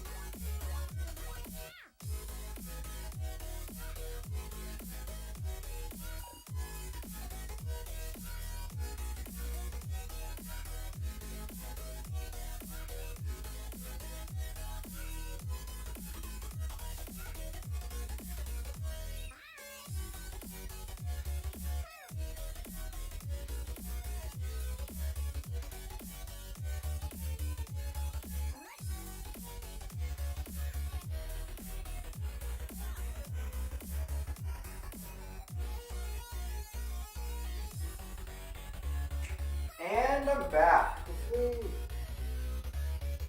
Wow. Okay. Apparently you like watching Mr. Couch more than you like watching me because someone else showed up. Oh, okay. Anyway, let's see. Hopefully you enjoyed Mr. Couch. Hammer the Grammar. Okay, story of the shirt.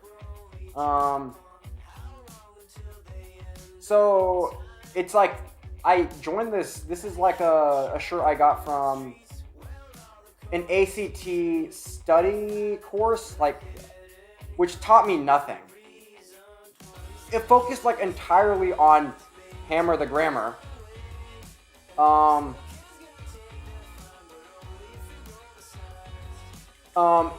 And like okay, so let's go through the story of my ACT. Like I think if you're not in America, then what are you doing? Get here in America. Immigrate already. America. Okay, okay. I'm not super. Okay, yeah. I'm proud to be an American, but I'm not. Yeah, that was a joke. Yeah, but America's pretty great. Yeah, but now I'm just playing into the stereotype of being the arrogant American that thinks America is like the best place on earth. Yeah, I kind of, okay. Anyway, in America, there's a couple standardized tests we take to like determine our college, that colleges determine like what scholarship you're gonna get or whatever. Used to determine like what the score you get on these tests determine like basically how expensive your college is gonna have to be, which is a really big deal because college is freaking expensive in the U.S. Which now you might be thinking, yeah, U.S. sucks. Okay, well, the college system kind of does suck a little bit but it's mainly because of federal subsidization of loans, but that's a whole nother story. Oh, shoot. Anyway.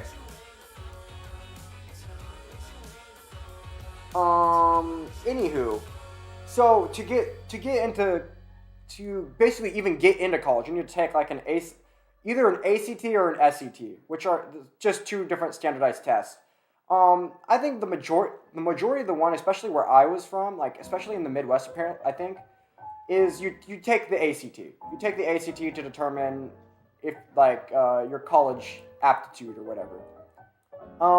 And it's scored on a score of 1. I mean, yeah, 1, right? I don't think you can get a 0. Can you get a 0? Is it possible to get a 0? I think it's impossible to get a 0. I think the scoring goes from 1 to 36. So it's scored on a score of 1 to 36. It's basically, it's 4 tests. It's composed of 4 tests. English. I'm probably just like explaining it. I'm probably sounding really dumb explaining the ACT to like a bunch of Americans, but yeah. So it's composed of 4 tests. The first one's English. The second one's math. The third one, no. Science is last. What are the 4 tests? Now I'm blanking. Reading. Reading is the third one. Reading, okay. It goes English, math, reading, and then science. So basically the contest are posed like the English section is just composed of like you read these stories or whatever, and it's all multiple choice. So it pauses every once in a while to ask you like okay, should this word be this word, this word, this word, or this word? And then you have to determine what word goes into place for English, but it's a lot harder than it sounds. Trust me, as a native English speaker, I hated the English. Like it's not as easy as it sounds. And then the math one, it starts off really easy math questions and gradually gets harder and harder. And to the point, and it's 60. The math one is 60 questions. The English one is 75 questions. And I think those ones are both an hour long. You get an hour long for both of those tests, and then you get like 35 minutes for the reading one. I don't know. It's been a while since I've taken this test. And then like 45 minutes for science, or 45, it's something like that. I don't know exactly what the time limits are. It's just they're way too low for the test, because the test material is actually not that hard. It's getting through it, which is hard. So basically what happened the first time I took it, I did terrible. It's on a scale of 1 to 36. The first time I took it, I didn't know how, because I thought I would just casually go through the test and answer the questions at my own speed. No, that's not how you do this. You have to go so fast. So basically what happened is I would get like through the first like half of the test, and then it would be like 15 minutes left, and then I'm like, oh shit, and I have to really speed up, and then end up having to guess the last 15 questions, 10 to 15 questions, and then so this happened on basically every single test of that exam, and I ended up getting a 23, and I thought I was dumb. I mean, 23 is not good, and going into the test, I thought I was like decently smart. I'm like, I'm not stupid, but apparently the test proved me wrong, and I was embarrassed about this test score. I didn't tell any one of my like friends or anything. I didn't tell anyone I got a 23 until after I got like a much higher score. And so like perfect scores like of 36 are kind of rare. If you're in the 30s, you're in like the top 1 or 2%, depending on where you're at. It like 30s is pretty rare. Like most people don't get 30s. Anyway, So my mom put me in this course to make me get better at test taking. I did not. So what they did is they gave you a bunch of homework to like get a bunch of practice tests and stuff. I did none of that. I completely wasted my time in the course, and this course focused mainly on English. That's why I hammer the grammar. This is where I got this T-shirt. And since I haven't grown since sophomore year of high school, haven't gained a pound since like sophomore year of high school, I still can wear it. Anyway, yeah, I take this course, and then somehow I go there. Basically, what I figured out from test 1 to test 2 is I figured out how to time figure out like you have to rush the test. You have to go much faster. So basically what happened is I had a big improvement. I went from 23 to 28, so I jumped 5 points. And usually when you retake the test, you jump maybe at most 2 or 3 points. I jumped freaking 5 points the first time I retook it. Which is a ginormous jump for like the ACT. Yeah, and I was feeling pretty good after I got this 28. I'm like, this is actually like 28 is not bad. 28 is like you're pretty above average, but you probably know a lot of people that got a 28. Come on. Oh, come on. That sucks. That's a terrible transition. Post. Oh, come on. No, I mean, the transition was fine. It's just the post. It caught me off guard. Anyway. I ended up taking the ACT one more. Well, I took it again, and I proved my score to a 31 and a half. No, 31 and a quarter, because if it's a half, they round up. They round up the score. One off of a 32, which would have given me the Regent Scholarship in Nebraska, which basically gives you free tuition in at UNL, University of Nebraska Lincoln. So if I was going to become a Husker, you get like Warren Buffett basically pays for you to go to college for free if you get a 32 on your ACT. Because he was born in Omaha, right? Which I was 1 point off, like one question off on like English from getting a 32, which is sad. But then I took the test a few more times, never improved my score beyond a 31. But I'm actually pretty proud that I got a 31. But my brother got a 35, which is actually like extremely good. Or maybe he got a 34. I don't remember what he got. He got a 35 or a 34. And also, a lot of my friends were getting 36s because I know way too many smart people. Well, when I say a lot, I mean like, I could probably, Andrew Katopka, Joe Vosick got, I know a friend Joe Vosick, he got like a 35 too, maybe he got a 34, I don't remember. Like all my friends, like I was in smart people classes, so I knew a lot of people that had like higher scores than me. And like, even like, people that I thought, like, I'm just as smart as, like, I knew a kid, Damani, we ran cross-country and track together. He got one higher than me. Another person on the cross-country team, who's also pretty smart, Nick McElroy, he got a 32 also. Like, he was actually in the same class as me when we took this, course. Hammer the Grammar, on to college. John Baylor. John Baylor commentates Nebraska volleyball games. He's the one who taught this class. And if you don't know, Nebraska volleyball the Huskers are extremely good at volleyball. At the NCAA level. I don't know, well, is there even National Volleyball League? There probably is. It's not as popular. Yeah. And he's apparently a really funny commentator. My dad really likes him.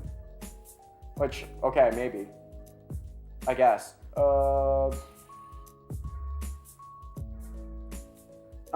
Okay. This is, okay. See, talking really helps. I am consistently getting to transition when I'm talking. I always need stuff to talk about. Just explain to me, give me another version of time travel that I haven't talked about yet. If anyone's like actually watching, or just like the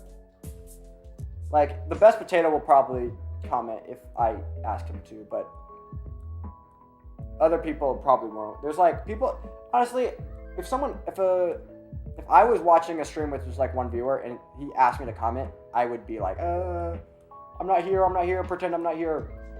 Or like a few viewers, like under 10 or under 20 or whatever. Well, 20 kind of starts getting a lot of people.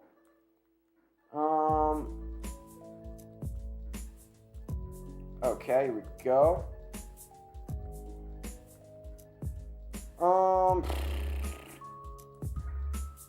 Anyway, so I'm actually semi-proud. It's like a bittersweet kind of thing.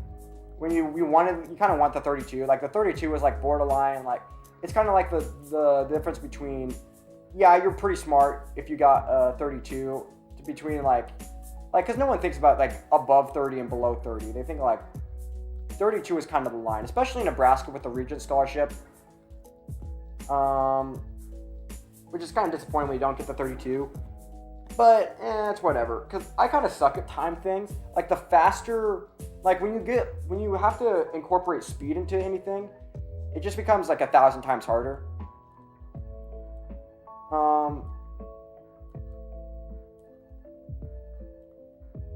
And, at least for me, it does. Like, if the tests were not timed in the ACT, then and you basically had unlimited time to do whatever you want, then no one would ever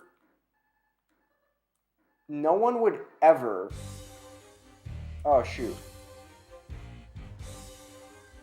No one would ever, well, no, there would be a lot more 36s is what I'm saying.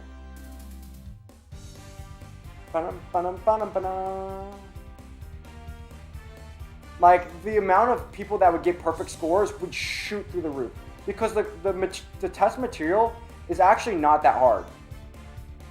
Like, especially in, like, math or, like, science. Like, the test material is...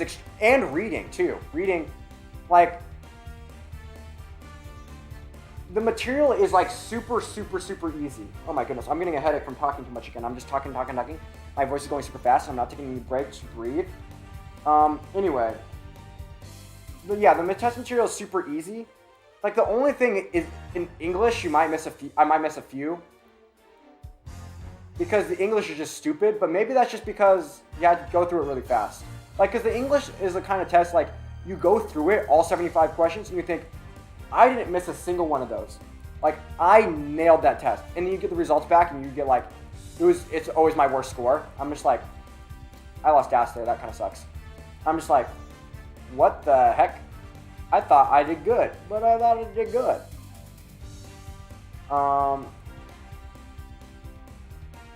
Okay, 1 second. Ooh, that was, bad. Sag. Okay, well, this sucks. Just redo again. Redo game. Anyway, who wants me to talk about things not existing? Ontology. The existence of stuff.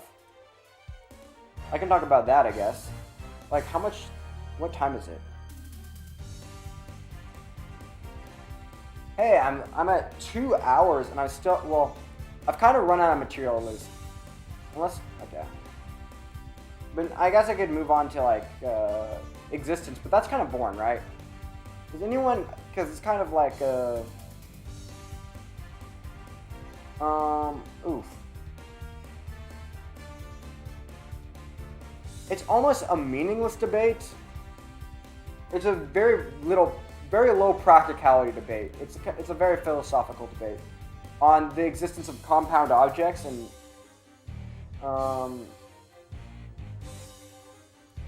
also I feel like but it does solve a lot of, like, interesting because people think like, oh, the ship of Theseus is like an impossible. There's no answer, but there are answers. You just haven't heard them yet. Oh shoot! Ooh, yikes! Yikes! That actually worked out really well. Tetris time maybe. Tetris time. Tetris time. Boom.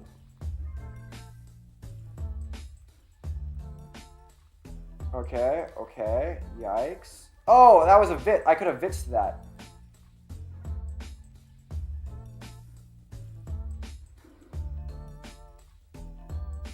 That sucks.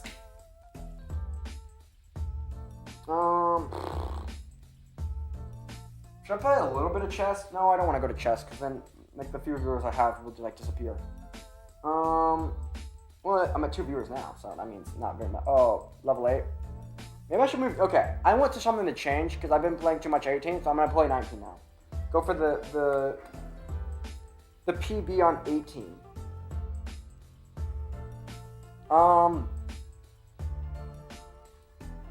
Super Smash Bros. I'm thinking about getting a Switch just so I can play Super Smash Bros. And grind that to be really good at it.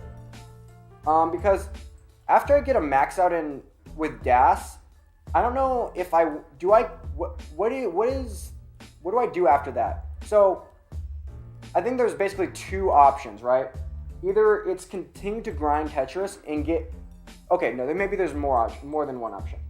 There's move on to another game and start grinding another game like Smash Ultimate. Get really good at Smash Ultimate because I think getting good at Smash Ultimate would be easier than getting good at Melee. And also, getting good at Melee net play would require me to probably get a better computer, especially to stream it, because my computer is really slow when streaming.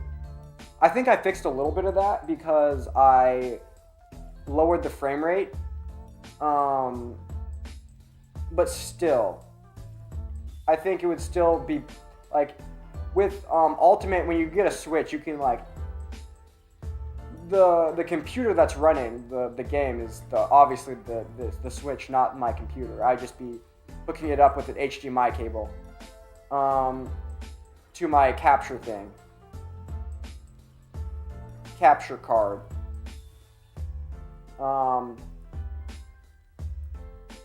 So when I get a max out in Tetris, which I think is actually not that far away, maybe like less than a month probably. Well, that's a bold prediction. That's a bold prediction. But not too far away. Yeah, so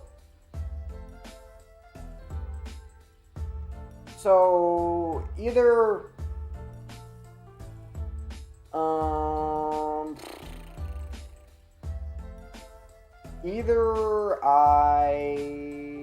oh, come on, Tetris? Was that going to be Tetris? I don't know. Oh, now it's not even good.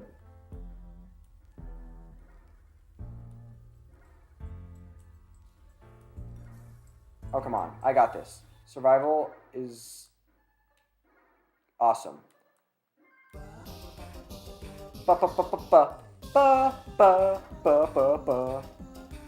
Okay. So, okay, 3 options. Play another game like Smash Ultimate or get good at Mario speedruns, which I think is kind of boring, but maybe. Or 2, so one is grind another game.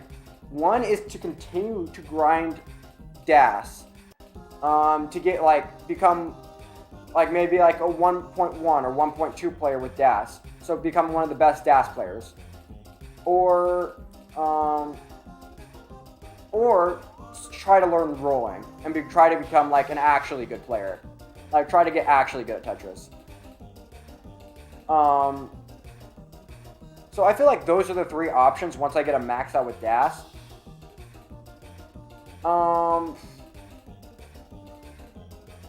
And I'm still kind of undecided on what I'm gonna do because I don't know. Maybe because probably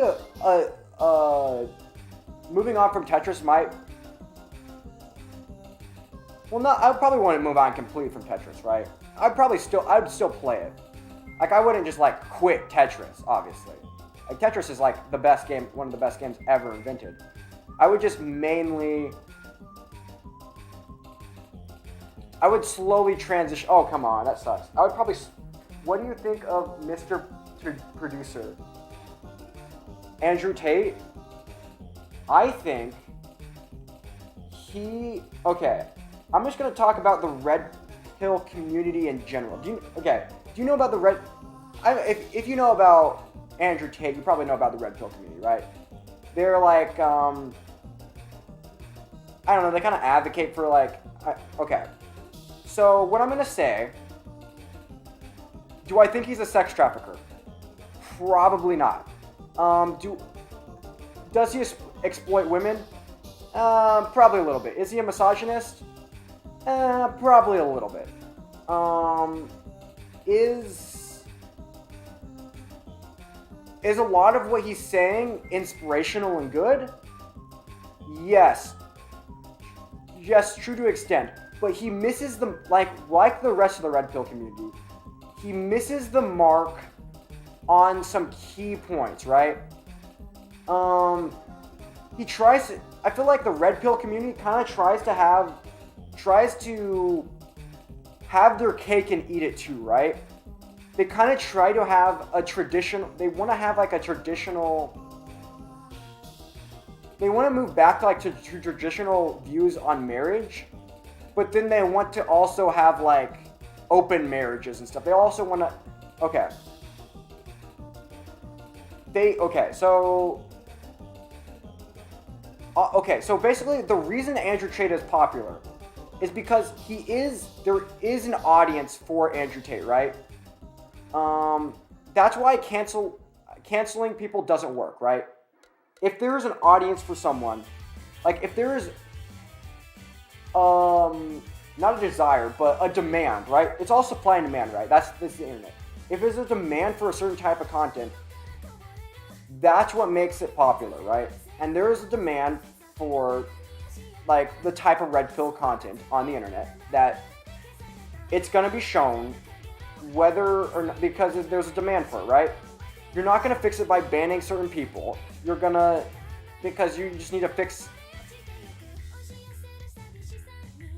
But, okay, so my problem with the red pill community in general is they treat relationships as way too transactional, right? They're gonna say something. They're gonna be like, oh, come on. They're like, oh, you need there's like their concept of like a high value man, and a woman wants a high value man, and a man wants a very beautiful woman, right? That kind of, so what's right about that, right? You need to,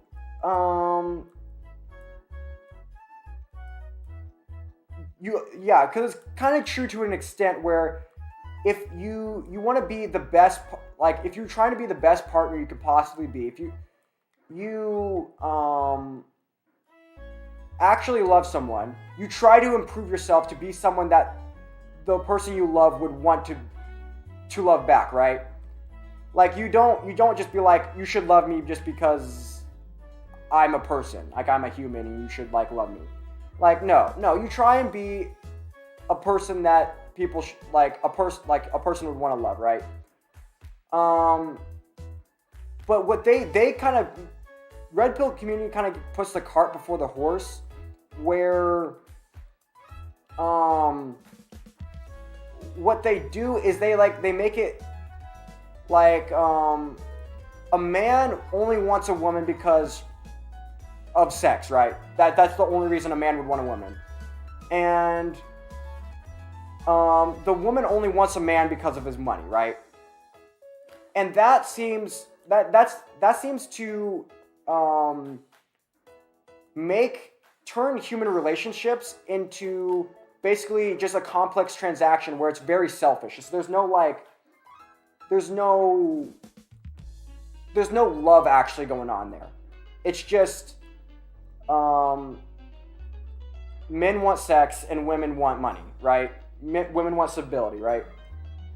And relationships are deeper than that. Relationships are more like you find a person and you really love them. Like you might, like for men, there of course there's like an initial attraction at first, right? There's like it's hard to deny that you want to be attracted to a person at least initially, because maybe when you get older and like as time goes on, right? Like obviously the sex part of the relationship, but is he a net positive or a net negative? Okay. Oh, that's a hard question to answer. Net positive or net negative? Probably. It's hard to tell.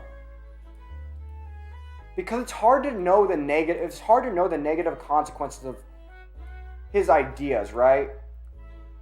Because the red pill, I'm just like talking about the red pill community as a whole, because Andrew Tate is not the only person promoting Andrew Tate-like ideas, right? Even if you fully were able to ban Andrew Tate, you wouldn't be able to actually ban the ideas, right? You can't.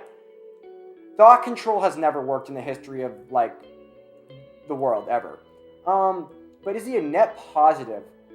Like, I'm gonna say, on some people's lives, like I've heard, like when you hear stories of like, he does motivate people to effect positive changes in their life, right? He does motivate some young men. So in some young men's lives, he does motivate positive change. But it also affects, I would say, in some young men, he probably makes them think negatively. He makes them think wrong. I think this is just culture in general, but he's a symptom of the culture, not he's like a product of. Andrew Tate isn't like a symptom of the culture, as kind of like Trump was like a symptom of the left or whatever. I don't know. I'm getting too deep into it, but he also promotes harmful views on relationships, like, right? So men and women, I think the dating environment in today's dating environment is very, very toxic, mainly because of the ideas that Andrew Tate is promoting.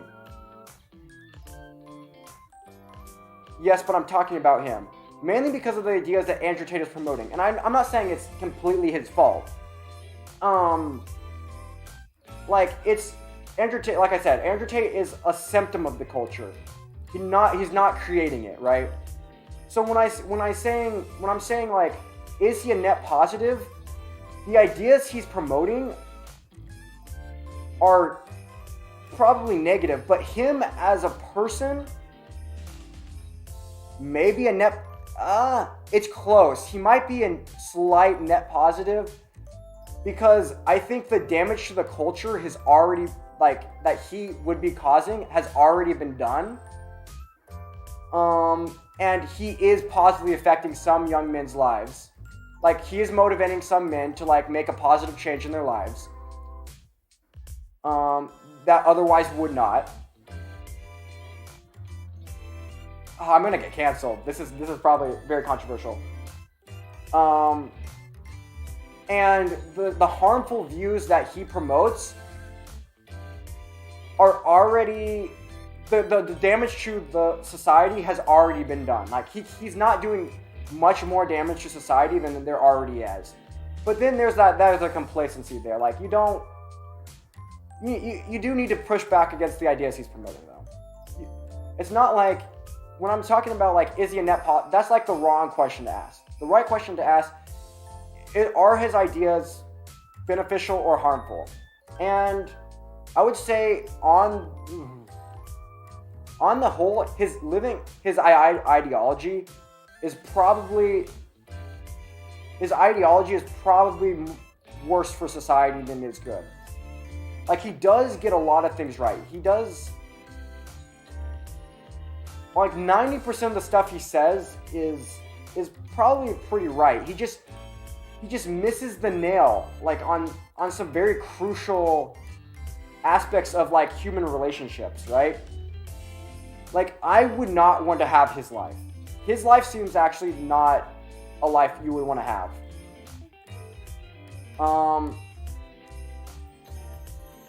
Like, because it seems like, oh, of course I would want to be rich and have, like, all the Bugattis, and what color is your Bugatti? But I don't think he is, I don't know, I wouldn't want to have his life.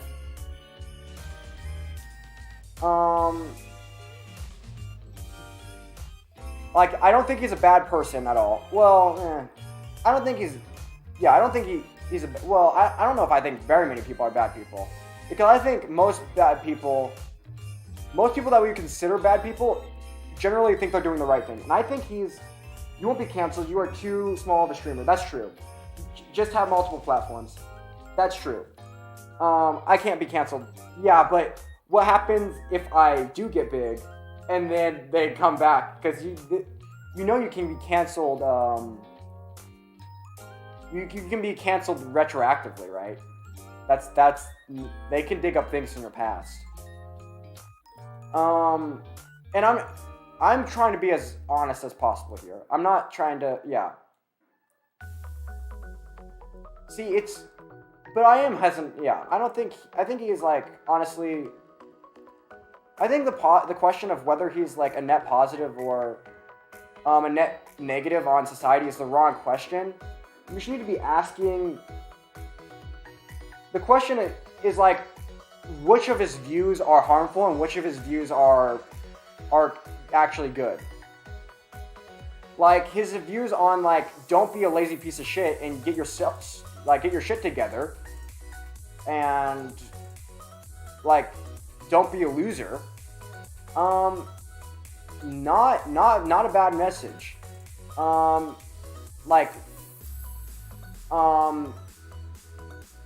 His views on relationships can be pretty bad. Tend to be close. So basically, Andrew Tate is response to the toxicity of the modern dating market, the modern dating scene, which is really terrible. And he's like, but his solution, like, is not the correct solution, right? He's like, basically, he points out that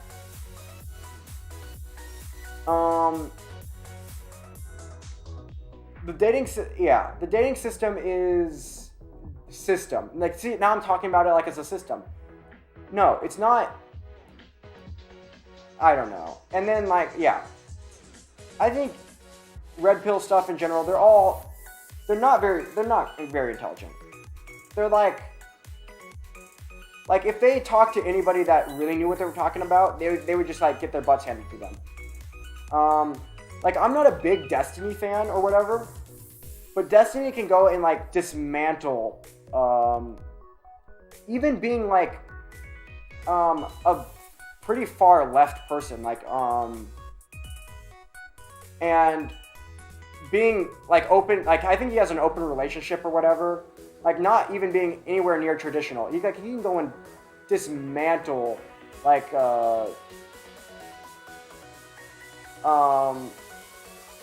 red pill communities, like, super easily. But yeah, I don't know.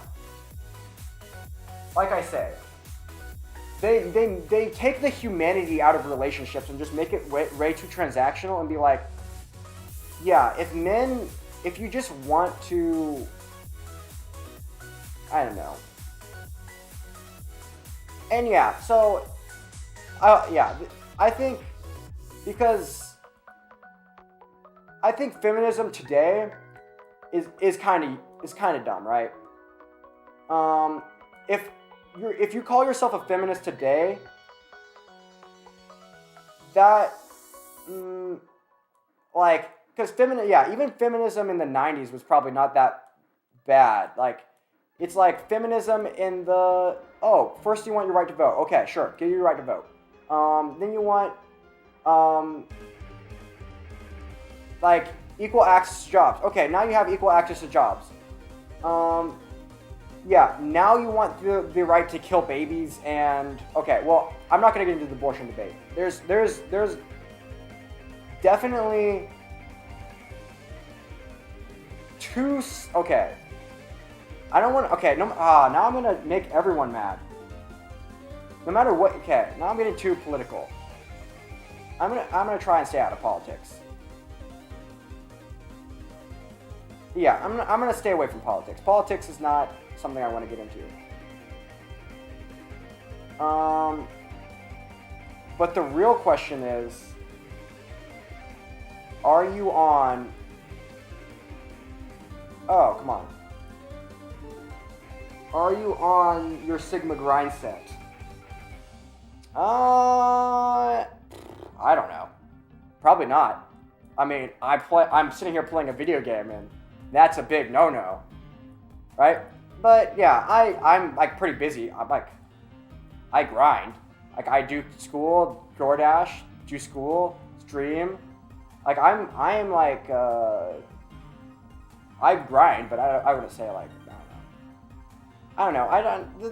The concept of like Sigma Alpha grind set like. See the people. Oh, I don't want to insult you, but the people that follow Andrew Tate, that think Andrew Tate is cool, are usually not very cool. Like they're usually not. Like if you have to listen to a podcast to tell you how to, some guy on the internet to tell you how to like,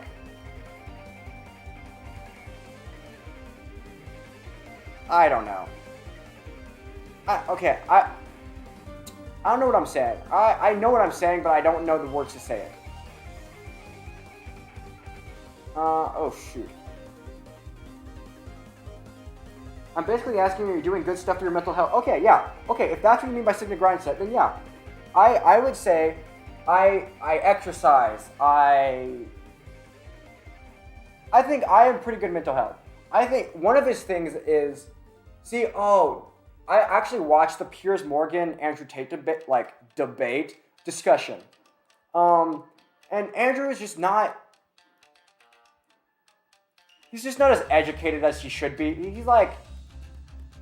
He's a good talker. He's very very well spoken. He's very good at talking. So he can like talk over people. But he doesn't know enough to be like really have like correct discussions, right? Because at one point in that debate, Pierce goes like, Andrew says that depression is fake, right? He says like depression is not a real thing, and like meds, like if you have depression, like the solution to that would be to go work out, better your life or whatever, and he is 1,000% correct on that. But he doesn't know the studies to back it up. He doesn't know. Like, when Pierce says depression is a real thing, Andrew's just like, no it's not. Like, what color is your Bugatti? But no, he should, oh my goodness. Like, he should bring up studies showing that depression, like meds without self-improvement are basically placebos. They don't do any better than placebos. Like, to get out of depression, like clinical depression, to get out of clinical depression, you have to better your life. Like, just taking meds does nothing. It's terrible for you. But Andrew doesn't know that. He doesn't know the studies. Which is like, he's not the right person to be making these if you want to get like the concept of like better your life, Andrew Tate is the wrong person to listen to, because he, along with having good ideas, he also packages in like a bunch of bad ideas. Which, yeah, I mean, yeah, if motivational self-improvement, yes, do it all. Mental health, work out for your mental health, yes, 100%. Grind for, yeah, do everything. I mean, working hard is good for your mental health, yes. Exercise is incredible for your mental health. You have no idea how good it is for your mental health. Exercise is like so good.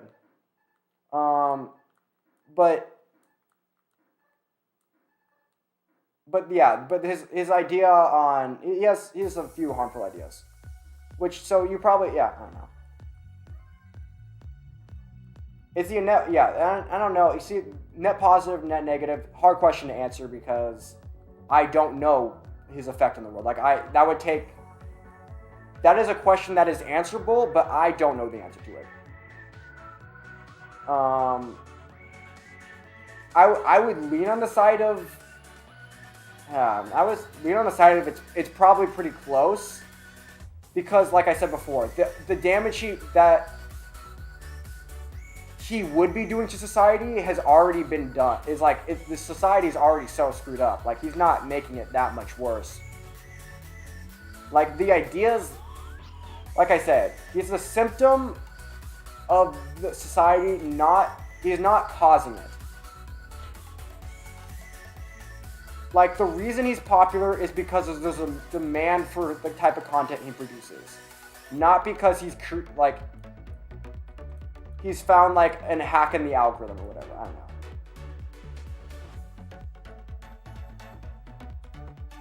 So I think society's already screwed up. So I think, yeah, if he improves anybody's life, he's moving towards net positive. But he probably does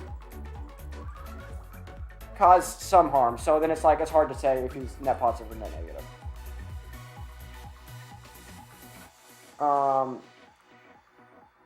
Like, it's kind of like saying, was Trump negative or, like, was Trump good or bad for the state of politics, right? And that's hard to say because Trump was a symptom of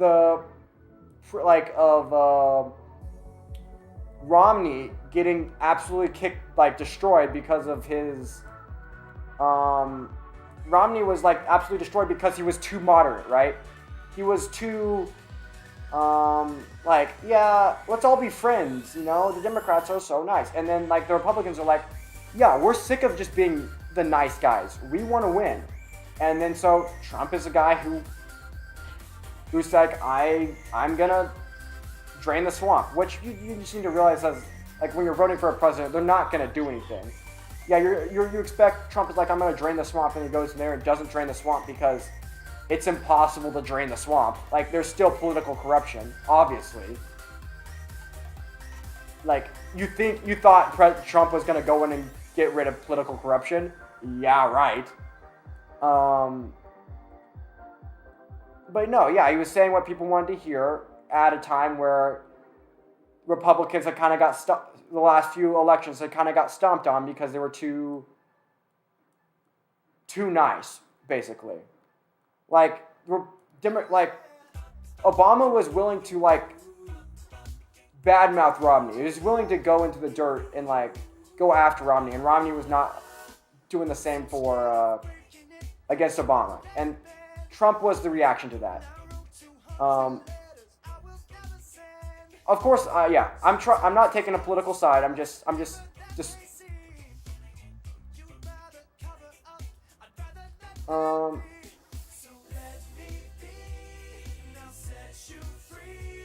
Let's see. Trump will be like Abraham Lincoln, hated right now, but in 100 years will be like, he did good stuff for security and economic. No, I money is security. I'm asking. I doubt it. The only reason, so ending slavery was basically Abraham Lincoln's big thing. Like, if Abraham Lincoln didn't end slavery, he probably wouldn't be like regarded as one of the best presidents ever. Mainly because, first off, he was terrible at leading the war. He was a terrible general. Second off, he was like, he kind of almost did nothing. Like, I guess he kind of inherited a bad situation because him becoming president just caused the Civil War. So I don't think Trump will be regarded as a great president 100 years from now, because he did a few things good with the foreign policy or whatever. But he was also very unpresidential and he was a very controversial figure. Like, he is, like, I don't know. I think presidents that are regarded as some of the best presidents in history are regarded like that because they managed to accomplish a lot when they were president. Because of how hard it is to accomplish anything when you're president, right? So when you're president, it's really hard to accomplish anything. Like, Biden is not, like, presidents get blamed for the economy. That's what I'm saying. What are you saying? You will be regarded as okay. Will it? I think. See, the thing is, how well will he be remembered, though? Like, how many presidents can you name off the top of your head? Probably not very many. Probably about 10 or so, and then that'll probably be about it. And the really good ones are the ones that were known for doing a lot of stuff. Like, Abraham Lincoln did a lot of stuff. George Washington did a ton of stuff. Roosevelt, probably not a great president, but did a lot of stuff, so he's kind of regarded as, like, the best. One of the best presidents.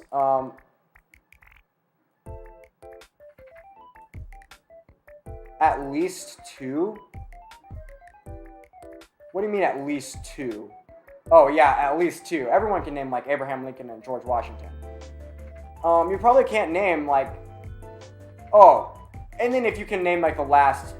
Anyone can name, like, all the presidents from when they're alive, right? Like...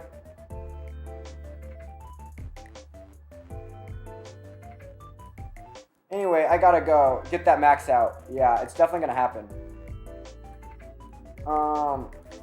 No, I don't think Trump will be... Yeah, but I don't think Trump will be regarded as, like... I think it'll just be like, okay, Trump was a very controversial figure, because he was a controversial figure. And because you either hated him or you... Like, he was super controversial. He said some stupid stuff. He said some stupid shit. But overall, in foreign policy, he had the Abraham Accords. That was a win for him. Other than that, he pulled out of... Other than that, on foreign policy, he wasn't great. Like, he was very mid. Besides the Abraham Accords, he's very mid on foreign policy. Like, he kind of made enemies with a lot of the European countries. He was not very great to a bunch of the European countries. But I think he'll be more memorable. Trump will be more memorable than Biden. Biden is kind of like this, like, non-president. He'll be like, who was another really old president that no one cared about in history? Well, if I could name him, then he wouldn't exist, because then I would know about him.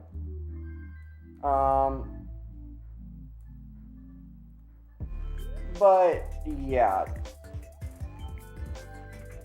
Trump did okay, and then, like, his foreign like his build the wall thing, probably his rhetoric around build the wall, not great.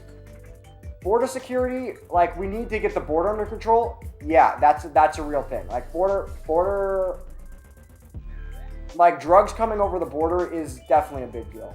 Like, you need to be like, we need to, but he wasn't like, I don't know, it kind of turned into, like, this immigrants versus Trump thing, where he's like against immigrants. I mean, and he did say some stuff that was like almost anti-immigrant, right? They're stealing your jobs or whatever. But like we do need to stop drugs coming from over the border. That's a real thing. He's just like, I'm gonna build a wall and I'm gonna make the Mexicans pay for it. It's like Trump really needed to work on his etiquette, his rhetoric. Like Trump is not a very, I don't know, presidential person. I don't know. Abraham Accords, like he didn't do anything like really terrible. Like there was the Muslim ban. That was pretty weird. That was pretty racist. If I'm being serious, if I'm being honest, that was like not great. Like banning Muslims. I mean, you could say you're being anti-terrorist, but when is there hasn't been like a major terrorist attack, especially on the U.S. since 2001. Like our border secure, like that was a little bit racist. Like if you're being totally fair, the Muslim ban was.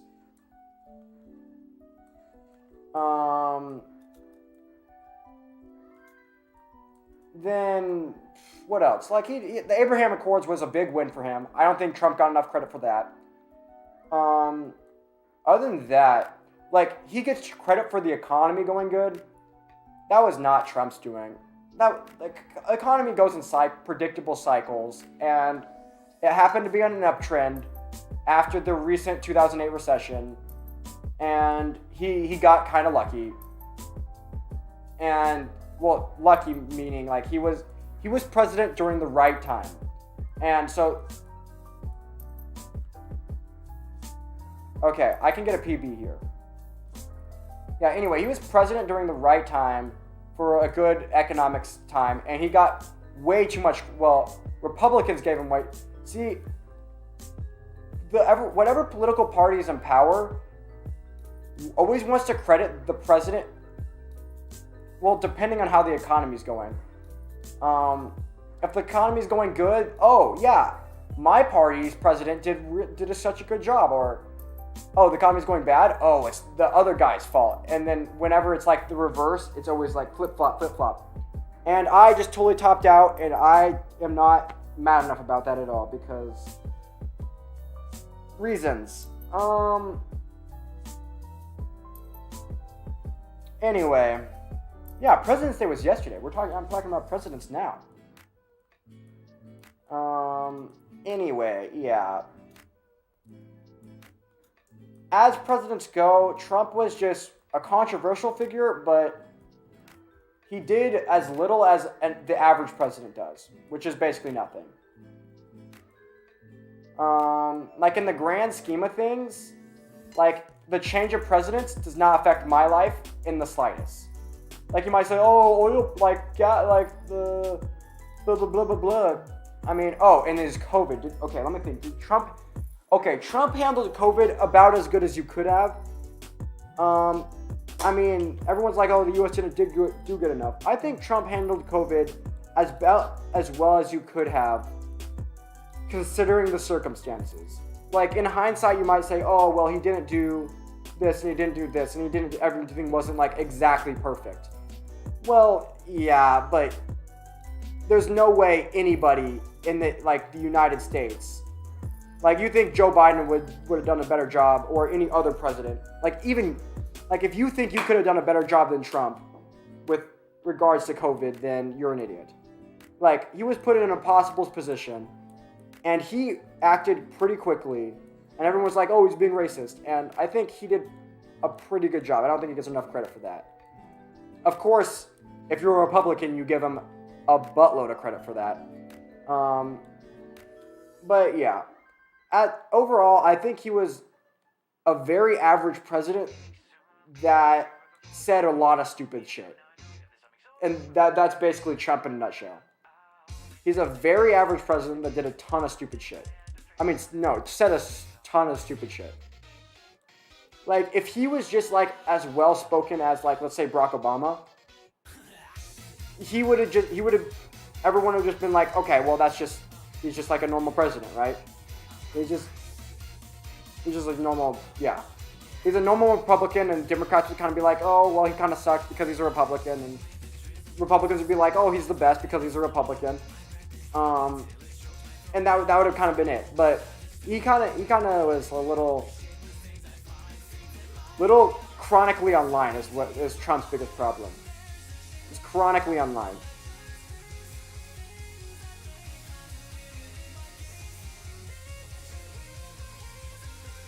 And it kind of like did him in. And then the whole election denying stuff at the end. Like, yeah, that's not good either. The election denying stuff, that was not a classy move. The election was not stolen. Yeah. No matter how much, I don't think you can blame Trump for, and what you can't do is blame Trump for the insurrection, but he also shouldn't have been saying the election was stolen from him. That was just obviously not true. I don't think the insurrection was his fault. Like, you cannot blame, you can't blame Trump for the things that his followers do. Like, there's obviously a lot of, you can't blame political leaders for things that some of their followers do. As long as they don't condone it. It's like, especially because during that speech, Trump was like all about like, let's go peacefully protest at the Capitol. Like, he should not have been saying that the election was stolen from him, because that was clearly not true. But I think he was surrounded with people telling him that, like, he was in his little bubble where people were telling him the election was stolen from him. He was not surrounding himself with good people, I don't think. Like, he was surrounding people.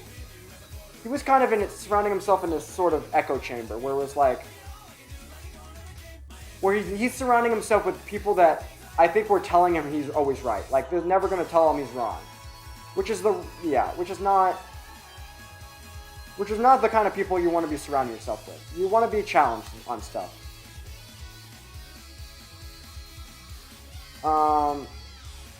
But I don't think you can blame him for the insurrection. I think the insurrection was a small group of pretty radical Republicans.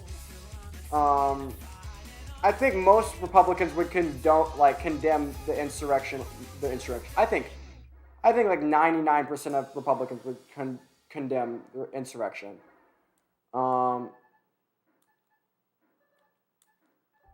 But there's always the extremists, right? You can always like.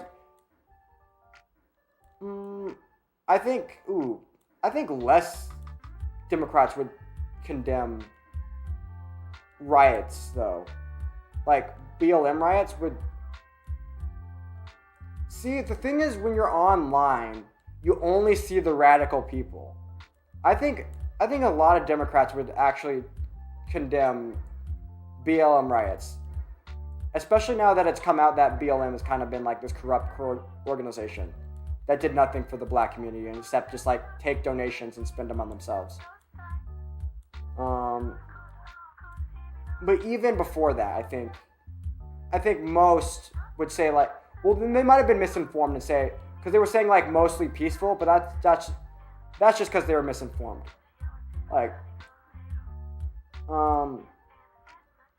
that's like saying, yeah, the mostly peaceful protest at the Capitol building.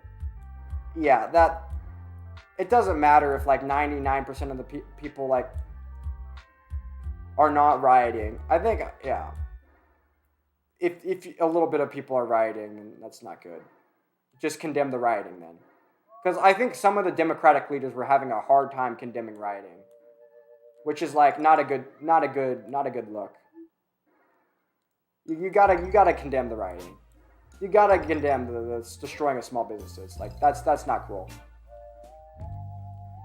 Even if it's like a good, like, even if you believe the message that they're supporting, like, no, you just don't. Man, I've been getting to transition like consistently, man.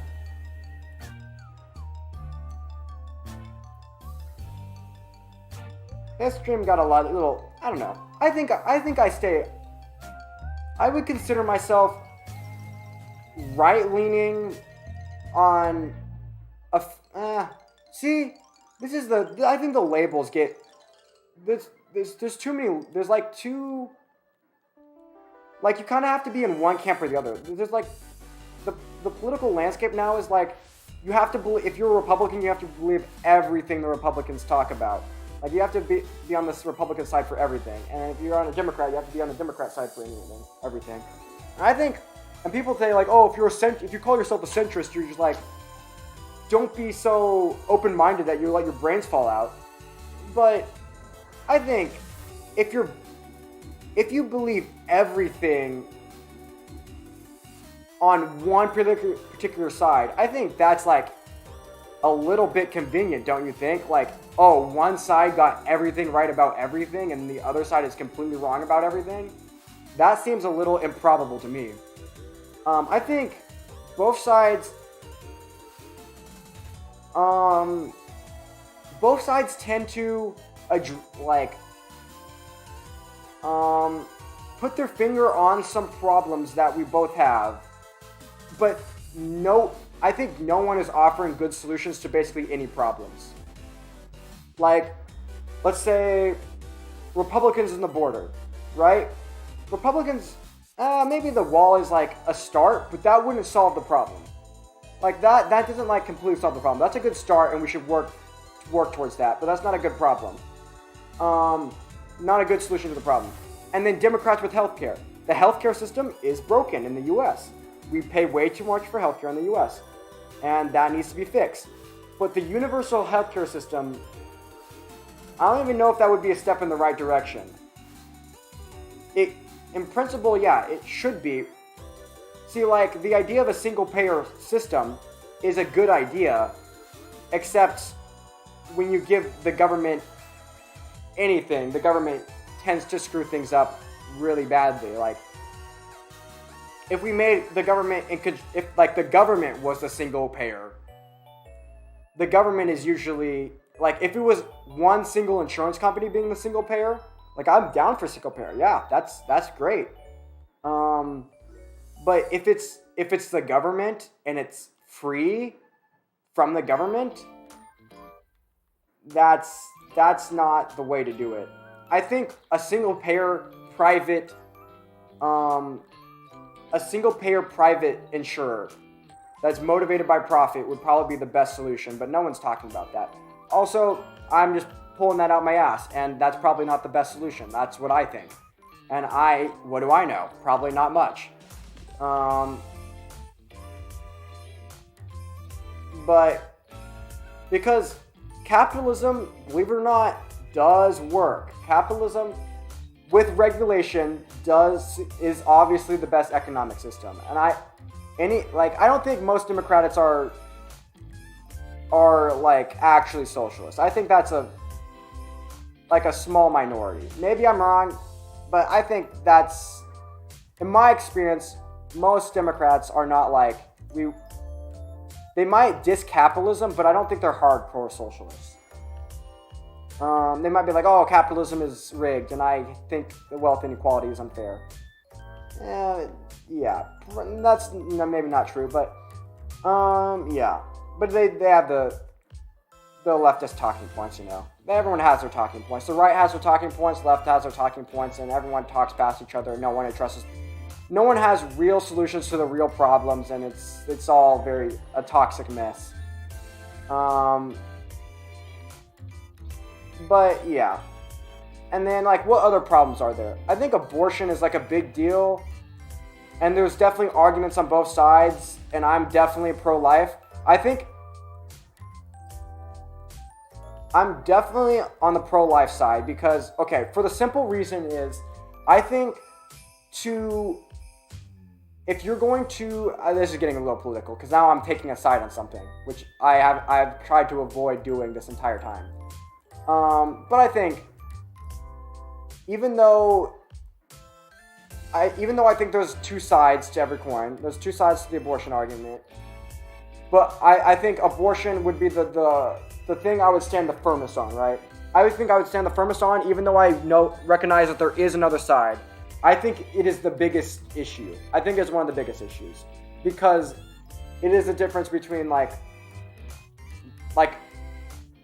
if we come to a consensus that abortion is wrong, which I think the facts support that, then abortion is the single biggest genocide in the history of mankind, and like we're killing millions and millions of infants every year, and so it's a big deal either way, right?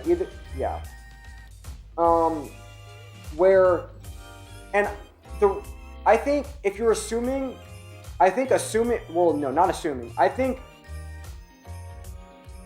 whether you think that the babe, like the fetus is a human, like a person or not, requires you to take I could go through all the arguments. I know there's a ton of arguments that most people haven't heard that I know from obligation and but I don't want to go through like this whole debate right here. Whatchamacallit? But long story short, to decide if you stand on the side of this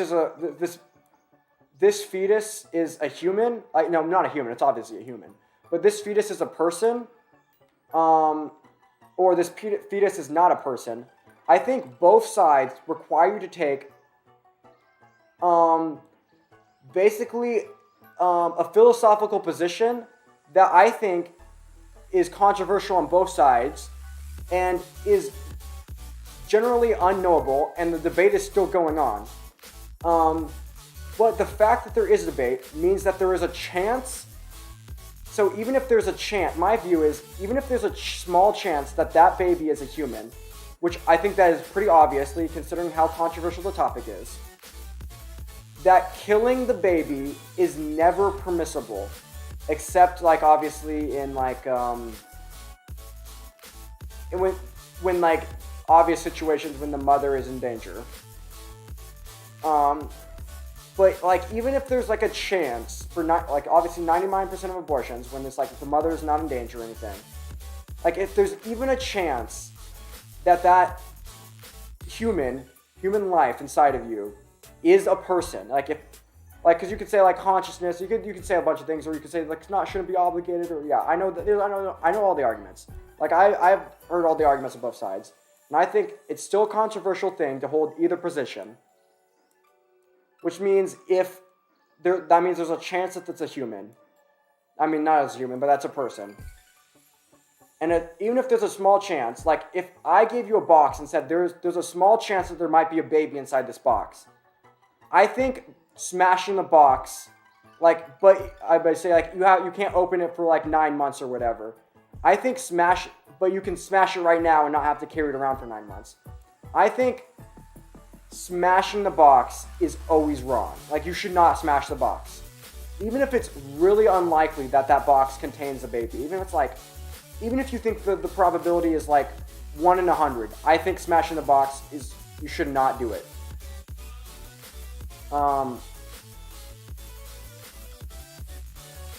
That's probably my strongest political opinion. That's probably my strongest political opinion. Other than that, I think I can see that there are problems. I do not see solutions. But everyone seems to think there are solutions. Everyone seems to be like, I know the solutions to all the problems. Like my party has the solutions, and I'm just like, I don't think that there. Of course, there's a lot of that, and also a lot of the other party is very stupid and they're all idiots, and you shouldn't listen to them because they're all stupid idiots. And, well, I think members of the opposing parties tend to be stupid just because I think the average human tends to be pretty stupid, myself included. That doesn't mean the ideologies behind it are necessarily stupid.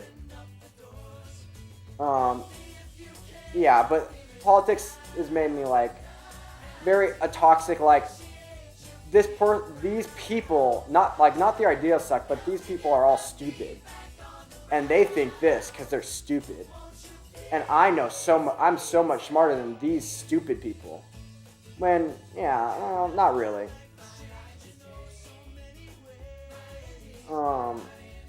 I feel like I'm pretty...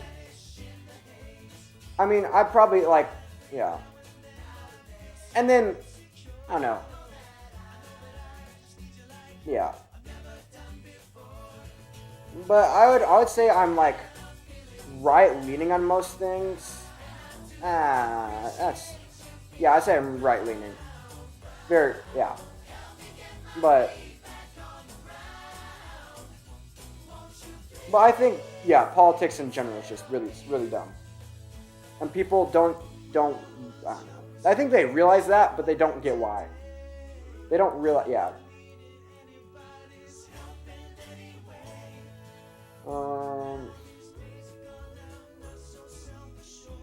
Okay. Let's get the PB, come on.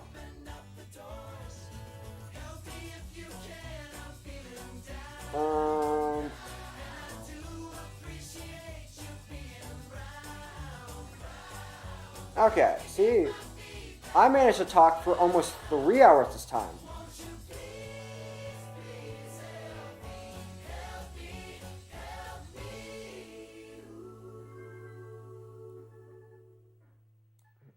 Yeah, I managed to talk for, because I'm a Midwesterner.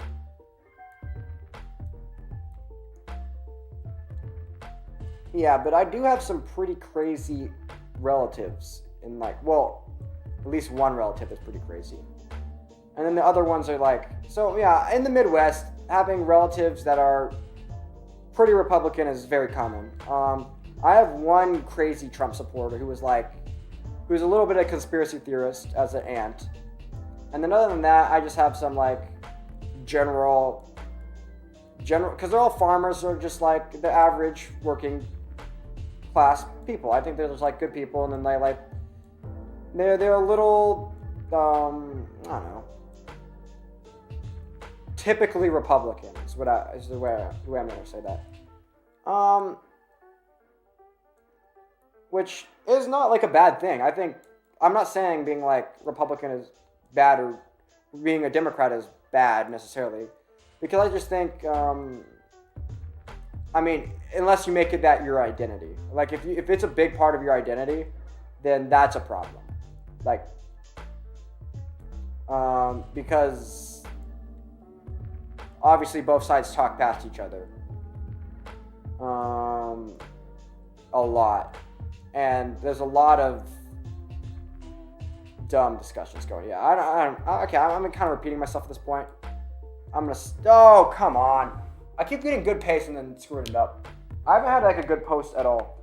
But it's like almost 3 hours, so I think I'm gonna play some. Oh my gosh, I'm gonna play some chess now.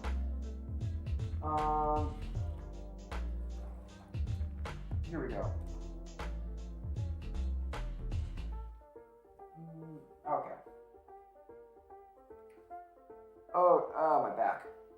Chess. No stream. Never mind. Chess. Okay, here we go. Chess. That's better. Yikes. Okay.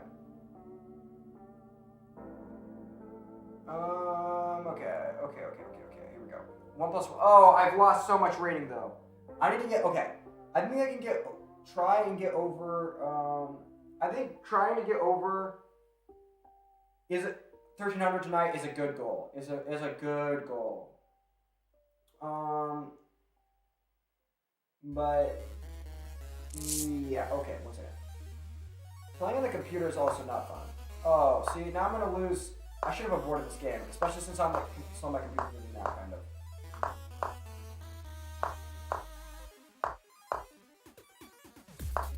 Okay.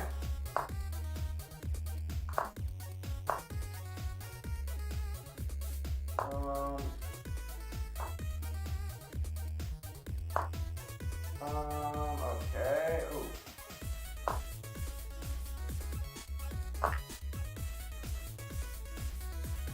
Okay, here we go.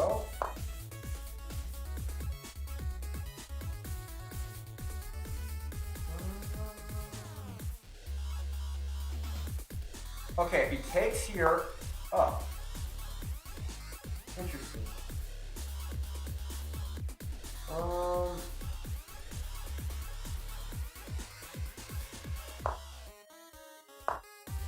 Okay.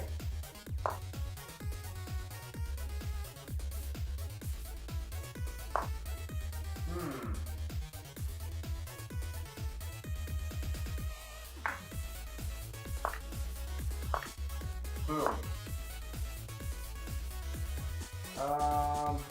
Yikes, I need to move.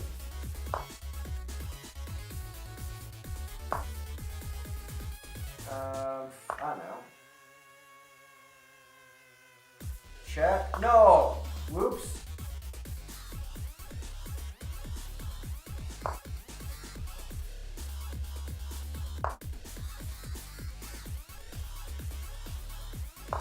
I need to move. I don't know what to do here.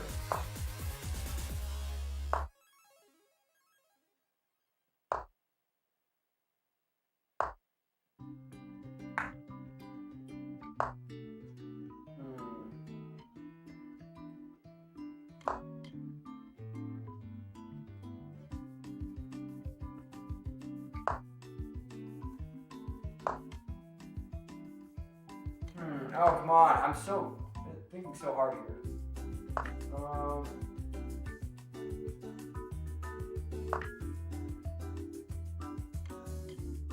Okay. I'm losing so bad. I thought too much earlier. There you go. Mistake by him. Okay. Oh, I can just take, but then I can take, right? No, I can't.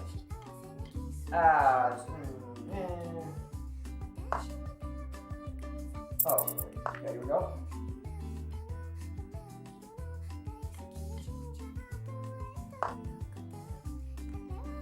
Oh, come on.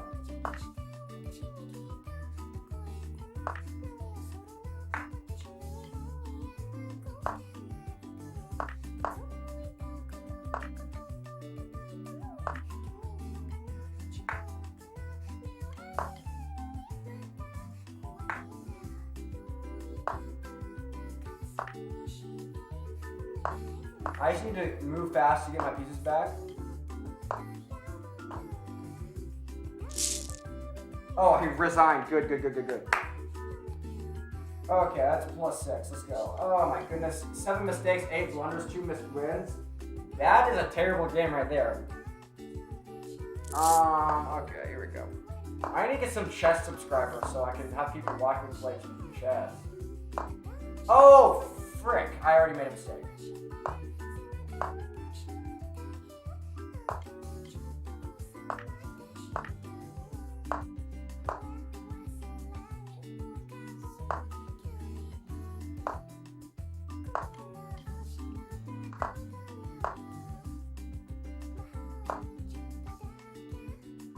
I'm kind of, my pieces are not very good right now. It's not good. Force's pieces are kind of weak though, so that's kind of good for me, I guess. I don't know where to go.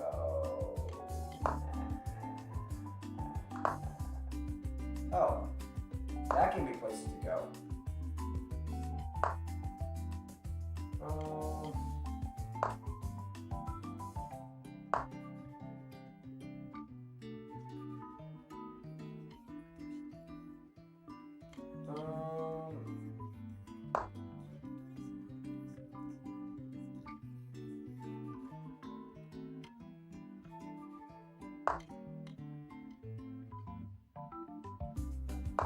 I need to move faster. I always move so slow.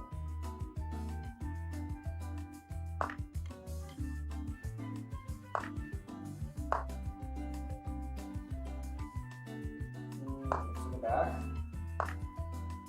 Oh shoot, okay.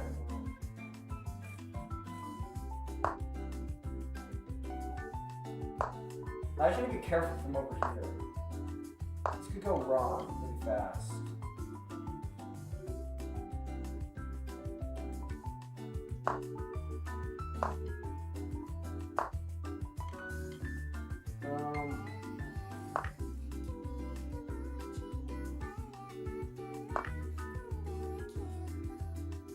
Okay, here we go. Fork right there, maybe.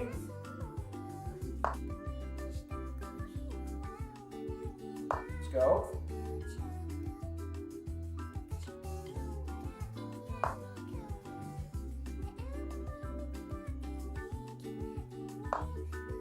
That's not good. Because now if he gets his queen right here, I'm screwed.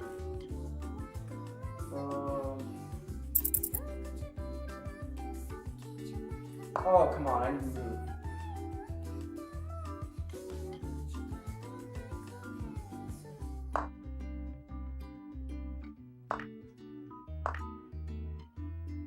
Oh, come on.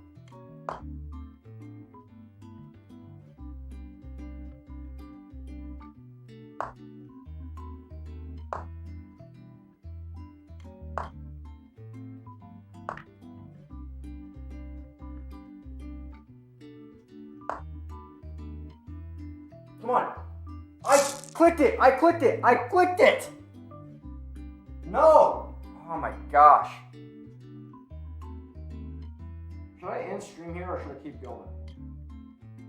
Because I don't think I'm going to be playing great chess tonight. I clicked it. I clicked it. I was winning. Right there. Boom. He goes there. I go there probably, actually. He goes there because it's only move. I go checkmate. That was the end. That's how it should have ended. That's how I was going to play it. And I'm just going to end stream here. If you're still watching, you're awesome. If you just start watching, like and subscribe. Ow, my back. Ooh.